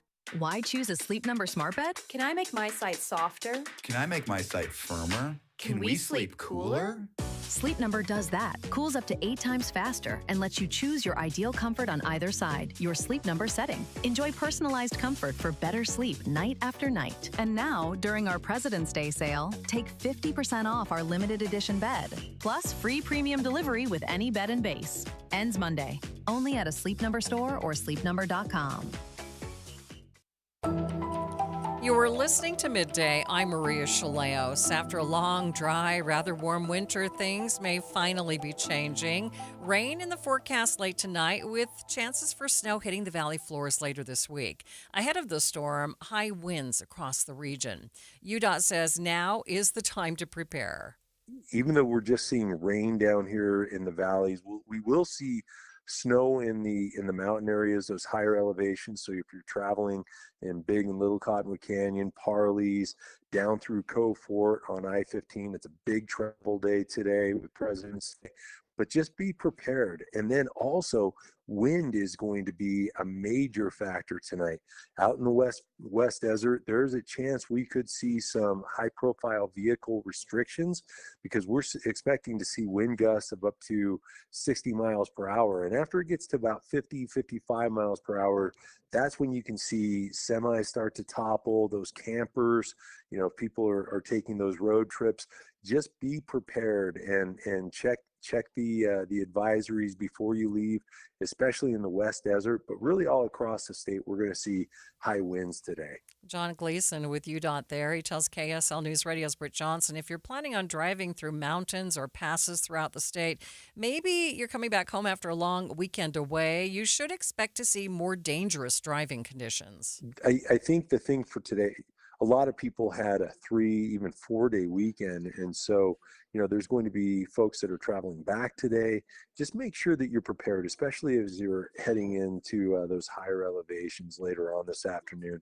We could see road snow on I-15 in the Cove Fort area. And then, of course, in those higher elevations, those mountain areas, if people are coming back through Parleys, just be cautious as you're driving and always focus on the road.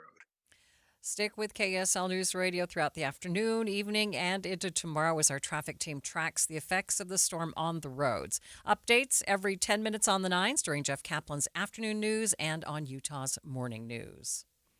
The active weather we're watching blow into Utah is hitting the west coast first, bringing heavy rain, high winds, and possible tornadoes.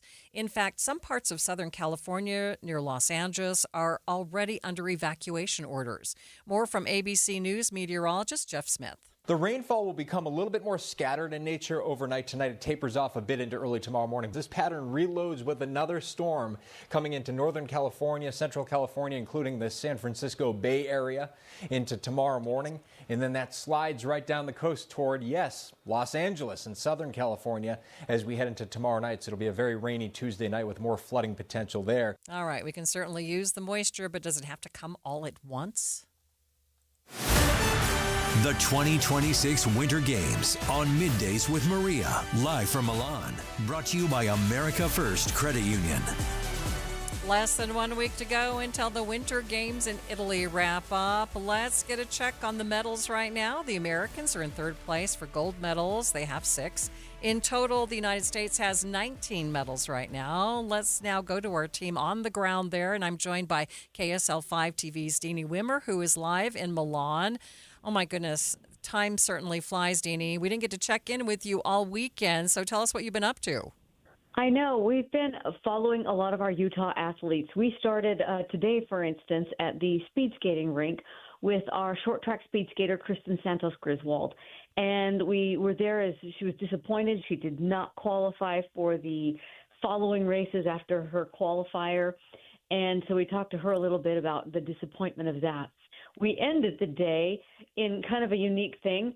We're halfway across the world, and we met up with a Utahn who contacted us on Facebook wanting to get a KSL pin. And she said, I'll meet you in Milan. I'll be in Milan. And so here we are meeting halfway around the world to exchange pins. That is too fun. Let's go back to Kristen for just a second. She had such high hopes. What happened? Yeah, she did have high hopes. And her comments were that, this was the kind of race that whoever's having the best day is going to win. It's a short race, relatively. And, she said you could do this race every day and you'd get a different winner, and it just didn't go her way. But you could see and hear the disappointment in her voice, in her countenance. It was you felt for them. Okay, tell us a little bit more about this person from Utah that contacted you. And I know why she wanted the pin, because they're pretty cool. Yeah, Nancy Sorry, it's Laura Nance Lamoureux from Spanish Fork. She and her brother are here in Milan sightseeing and doing the Olympics and that kind of thing. And so she said, let's meet at the Duomo. So you're in this crowd of people, and up walks, the people that you see from their social media page. And here's what really got me. I gave her the KSL pin, and you know what she tried to trade me for? A BYU pin. No. As a U of U fan. She did it on purpose. She said, oh, yeah, I know how I'm going to get you. I know. But other than that, it was really fun to meet them, kind of have an Olympic experience, hear about theirs. And then we said goodbye, and they disappeared into the crowd, and that was that. It's a pretty big crowd there, right? Oh, my word. It's packed every day. People taking selfies, and they're all, dressed up, and it's fun. It's such a fun place to people watch. So how many Utahns have you actually run into? I'm just wondering how big a deal it is for Utahns to travel somewhere like Italy to see the games. Yeah, I've been surprised. We're doing a story. We're working on a story for tomorrow. I ran into a volunteer from Park City, right in the Duomo Square also. And I just recognized him because he had on, volunteer things, and he recognized me. I saw a volunteer with one of the Olympic 2002 coats on. So that was a dead giveaway. But, and then various Utahns that we've talked to, be it a choreographer, just various people like that, you realize what a small world it is. Okay. Did you find any good food, more good food over the weekend, I should say? Because we know you did find good food. Yes. We have found even just there are some little neighborhood family-owned restaurants. In fact, there's one called Friends, and we've gone there a couple times. And, man, it's like the neighborhood hangout. They're watching the Olympics, but every dish you get is huge, and it's delicious. Love that. Thanks so much, Deanie. All right. Thanks, Maria. KSL 5 TV's Deanie Wimmer coming to us live from Milan. Coming up tonight on KSL 5 TV, check out the freestyle skiing, the pairs figure skating, and the women's bobsled. That begins at 7 o'clock, followed by KSL 5 News at 10 o'clock. The 2026 Winter Games on Midday with Maria Shilaos. It's brought to you by America First Credit Union. America First Credit Union has everything you need to get your money working, so head to americafirst.com and become a member today. Midday continues in just 60 seconds.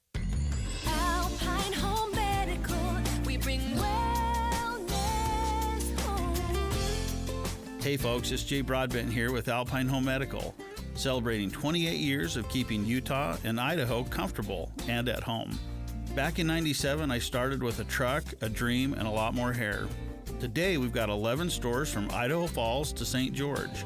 From the moment you step into our clean, welcoming showrooms, you'll feel the Alpine difference. Our team will be there to listen and guide you to the best solutions for your needs. We believe that the right equipment can transform lives. We're honored to be a part of your healthcare journey and to help you live the life you deserve. Visit us online at alpinehomemedical.com. That's alpinehomemedical.com. Alpine Home Medical, we bring wellness home. The 2026 Winter Games on KSL News Radio. A bit of controversy at the ongoing Winter Games right now over curling. Start Here host Brad Milkey tells us more. If there is one sport that seems like the last bastion for civility in this world, it's curling. Right? Lawn bowling on ice. What could you possibly get upset about? Well, this weekend, tempers got heated and the curling world was rocked. I think people assume it is this sort of quiet, unassuming sport, right, Brad? But let me tell you, we interviewed a bunch of Team USA curling before the Olympics, and they're here to play, okay, Brad? They're not messing around. This is ABC's foreign correspondent Maggie Ruley, who has gotten extremely hyped on curling in recent days. This all started to go down, Canada versus Sweden, and you know what I'm talking about. It's the hog line, right? It's the double touch of the stone. What is the hog line? What? Oh, you don't know about the hog line, Brad? All right, before she gets any more jacked up, let's just run it back. In Cortina d'Ampezzo, where the Olympic curling competition is taking place, the Canadian team, one of the highest ranked in the world, was playing another powerhouse, Sweden. And after broom sweepers had swept a stone down the ice, the Swedish team said they noticed something. a Canadian player appeared to let go of the handle of his stone and then just give the rock a little swipe with his finger, a little love tap, right as it was crossing the bright green limit line. You're not allowed to double touch it past the line, okay? And so the problem here is that Sweden accused Canada of double touching the stone past the hog line, the line. And that's when things blew up. They called an official over to watch who said while close, he did not see the finger brushing the stone. Eventually, in a dramatic scene broadcast on NBC, the Swedish vice captain muttered something to the Canadian player. So Sweden calls the Canadians out, saying y'all double touched post the hog line. Canada fires back and says, I haven't done it once. I haven't done it once. You can off. You haven't done it once? I haven't done it once. Okay. I'll show you a video after the game. How about you walking around on my peel and last day and dancing around the house here? How about that? Come on, Oscar, just off. Now, if this was the Canadian hockey team, no one would be surprised. But language like this, in curling? Quickly, there was a reaction. The World Curling Governing Body gave Team Canada an official warning for foul language, but there was no clear ruling on whether this double tap happened, even as Swedish fans published videos of the supposed infraction, which might make you wonder, wait, aren't there officials on hand here? Are they not actively watching every play? Nagy says, not really. Curling doesn't use video replays. This is very divisive in the curling world. Like most casual games, like lawn bowling or pool or darts, players are largely expected to police themselves. That's very much the tradition of curling. But, unlike those games, curling has positioned itself as an Olympic sport. Sports have referees. An alpine ski race has literally dozens of officials up and down the course. So World Curling made a quick decision this weekend. They said 2 umpires would closely monitor as many curling deliveries as they could across 4 sheets of ice. That might not sound like a lot, but in just the next 24 hours, they were already spotting more fouls. All these extra judges are already leading to people being penalized. You had a Canadian woman that was penalized as well. You've had Team Great Britain that's been penalized. Now, you might think, good, a rule is a rule. Finally, they're catching things. But curlers and curling fans thought this was overkill. Now people are saying, are you over-scrutinizing what's happening in curling? Just let us curl. So this is exploding, Just let us Brad. curl. Just let them curl. Just let them curl. Now, World Curling has backed off, saying officials will watch stones being thrown if the opposing team asks for it. They're not going to step in unprompted. Every sport goes through this debate. How much officiating do you need before you're killing the fun of it all? But while NFL replay is here to stay and NBA refs are crouched around monitors, curlers will just keep a watchful eye on each other while hopefully watching their mouths. Yes, that is Brad Milkey on the Start Here podcast.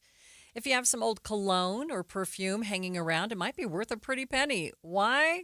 Details coming up next. But first is traffic on KSL News Radio. It's brought to you by UCCU. Up to $500 for loan transfers. Love where you bank, Ricky. Delay free on your Valley freeways. Cleanup continues still with this Sandy crash at the ramp to northbound I-15 and 106 South. And downtown drivers, a small crash at 6 South and 200 West. At UTA, it's never just a ride from point A to point B. We move independence. We move purpose. We move memories. We move what matters. You plan your trip at rideuta.com. Ricky Meese in the KSL Traffic Center. If you've been putting off servicing your furnace because the weather's been so nice, today's your lucky day.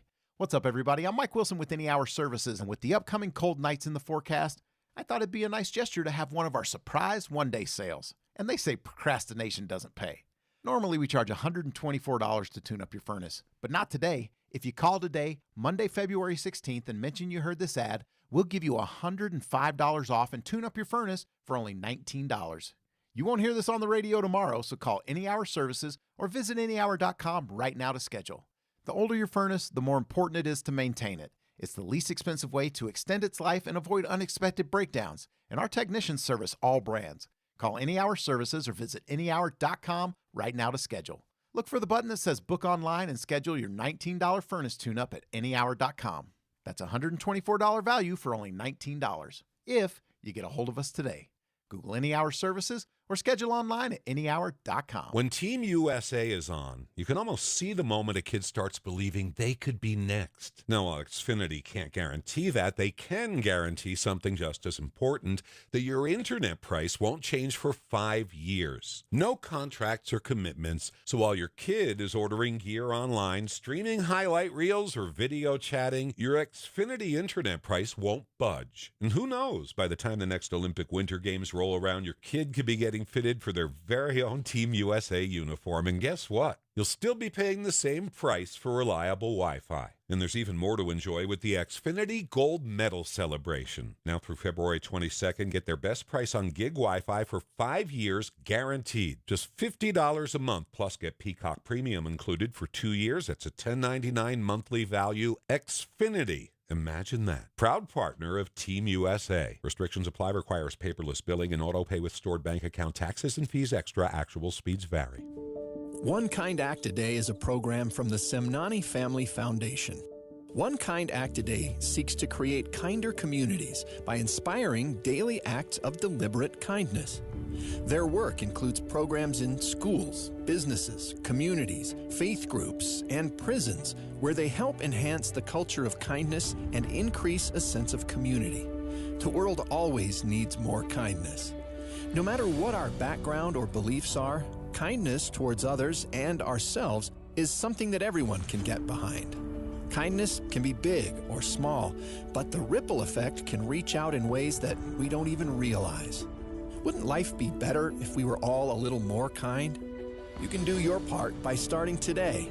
All it takes is one kind act a day. Find out more and take the pledge of kindness at thepowerofkind.org. That's thepowerofkind.org. My friend Joey loves to use old familiar sayings. You know what they say? The problem is, don't look at a gift horse, cause you can't make them drink. He gets a lot of them mixed up. People who live in glass houses, here it comes, shouldn't cry over spilt milk. There are also a lot of sayings in the financial world, like, you'll pay lower taxes in retirement. But for many people, it's just not true. You may have done a great job saving in that 401k or IRA, but Uncle Sam is ready to grab a big portion of that money. The team at Galileo Wealth Management can help with strategies that you can start now to lower your tax bill in the future. More for you and less for Uncle Sam. Or as they say, an apple a day is worth 2 in the bush. Get the facts on your tax bill in retirement. Call Galileo Wealth today at 385-247-7000. It's 385-247-7000 or online at GalileoWealth.com. And remember, a stitch in time keeps the doctor away. Does, you know. Meet Lee Platts, a renter whose possessions fill not only her apartment, but also the darkest corners of a mini storage unit. A land of both truth and fiction. Truth, everything inside is protected by Progressive. Fiction, one day Lee will fit into her clothes from senior year of high school. Renters, discover coverage for what you love and what you can't get rid of in Progressive's Protection Zone. Get a quote at Progressive.com. Progressive Casualty Insurance Company affiliates and third-party insurers. Why choose a Sleep Number smart bed? Can I make my site softer? Can I make my site firmer? Can we sleep cooler? Sleep Number does that. Cools up to 8 times faster and lets you choose your ideal comfort on either side, your Sleep Number setting. Enjoy personalized comfort for better sleep night after night. And now, during our President's Day sale, take 50% off our limited edition bed, plus free premium delivery with any bed and base. Ends Monday. Only at a Sleep Number store or sleepnumber.com. This is Midday. I'm Maria Shilaos. Some workers are trying to avoid burnout by taking gap years as adults. Here's ABC's Sherry Preston. As a way to retain talented workers, some companies are borrowing an idea that universities have had in place for years. They're allowing employees to take sabbaticals, weeks or even months of unpaid leave to recharge the batteries. Some employers say it's a needed break to prevent burnout. Others say it gives workers new perspective on the job. One big hindrance, besides getting the okay from your boss, of course, is the cost. Even though many who've taken extended time off from their jobs say it's not as expensive as you might think, and the recharge is worth it. Sherry Preston, ABC News. The company that created TikTok is in hot water over a different app in its lineup. ABC's tech reporter Mike Dubusky has more. Chinese firm ByteDance says it respects intellectual property rights and that it will strengthen current safeguards on its AI video generator called Cdance 2.0. It comes after that tool allowed people to generate videos of celebrities like Tom Cruise and Brad Pitt, as well as several copyrighted characters. The Motion Picture Association, which represents companies like Netflix and Universal, issued a statement over the weekend saying, in part, ByteDance is disregarding well-established copyright law. Mike Dubusky, ABC News. You may have something that's old and smells good in your medicine cabinet, and it could be worth $100 an ounce. As Brian Champagne explains, vintage colognes are in demand, so your supply is worth more than ever. One squirt of the New West cologne I wore in 1990 would cost 25 cents today. A 3.4-ounce bottle just sold on eBay for $245. Before that, I wore Calvin by Calvin Klein, made from 1981 to 1990. Someone just paid $300 for a bottle. Lacoste from 1984 sold for $370, and Original Fahrenheit, discontinued in 1993, 6.8 ounces fetched $600. The new one's $140. What is up with the vintage stuff, and who would know? We sell vintage clothing primarily. Caroline King of King's Vintage in Logan. We specialize in 80s and earlier. She was surprised by the vintage cologne prices, but gets it. Clothing, there's a nostalgic element. And I think with cologne, it's also there's this idea of like the smell can bring back a memory. The ads of that time were so iconic. And like your 80s Calvin Klein jeans. Just to be able to say like, oh, this is vintage Calvin.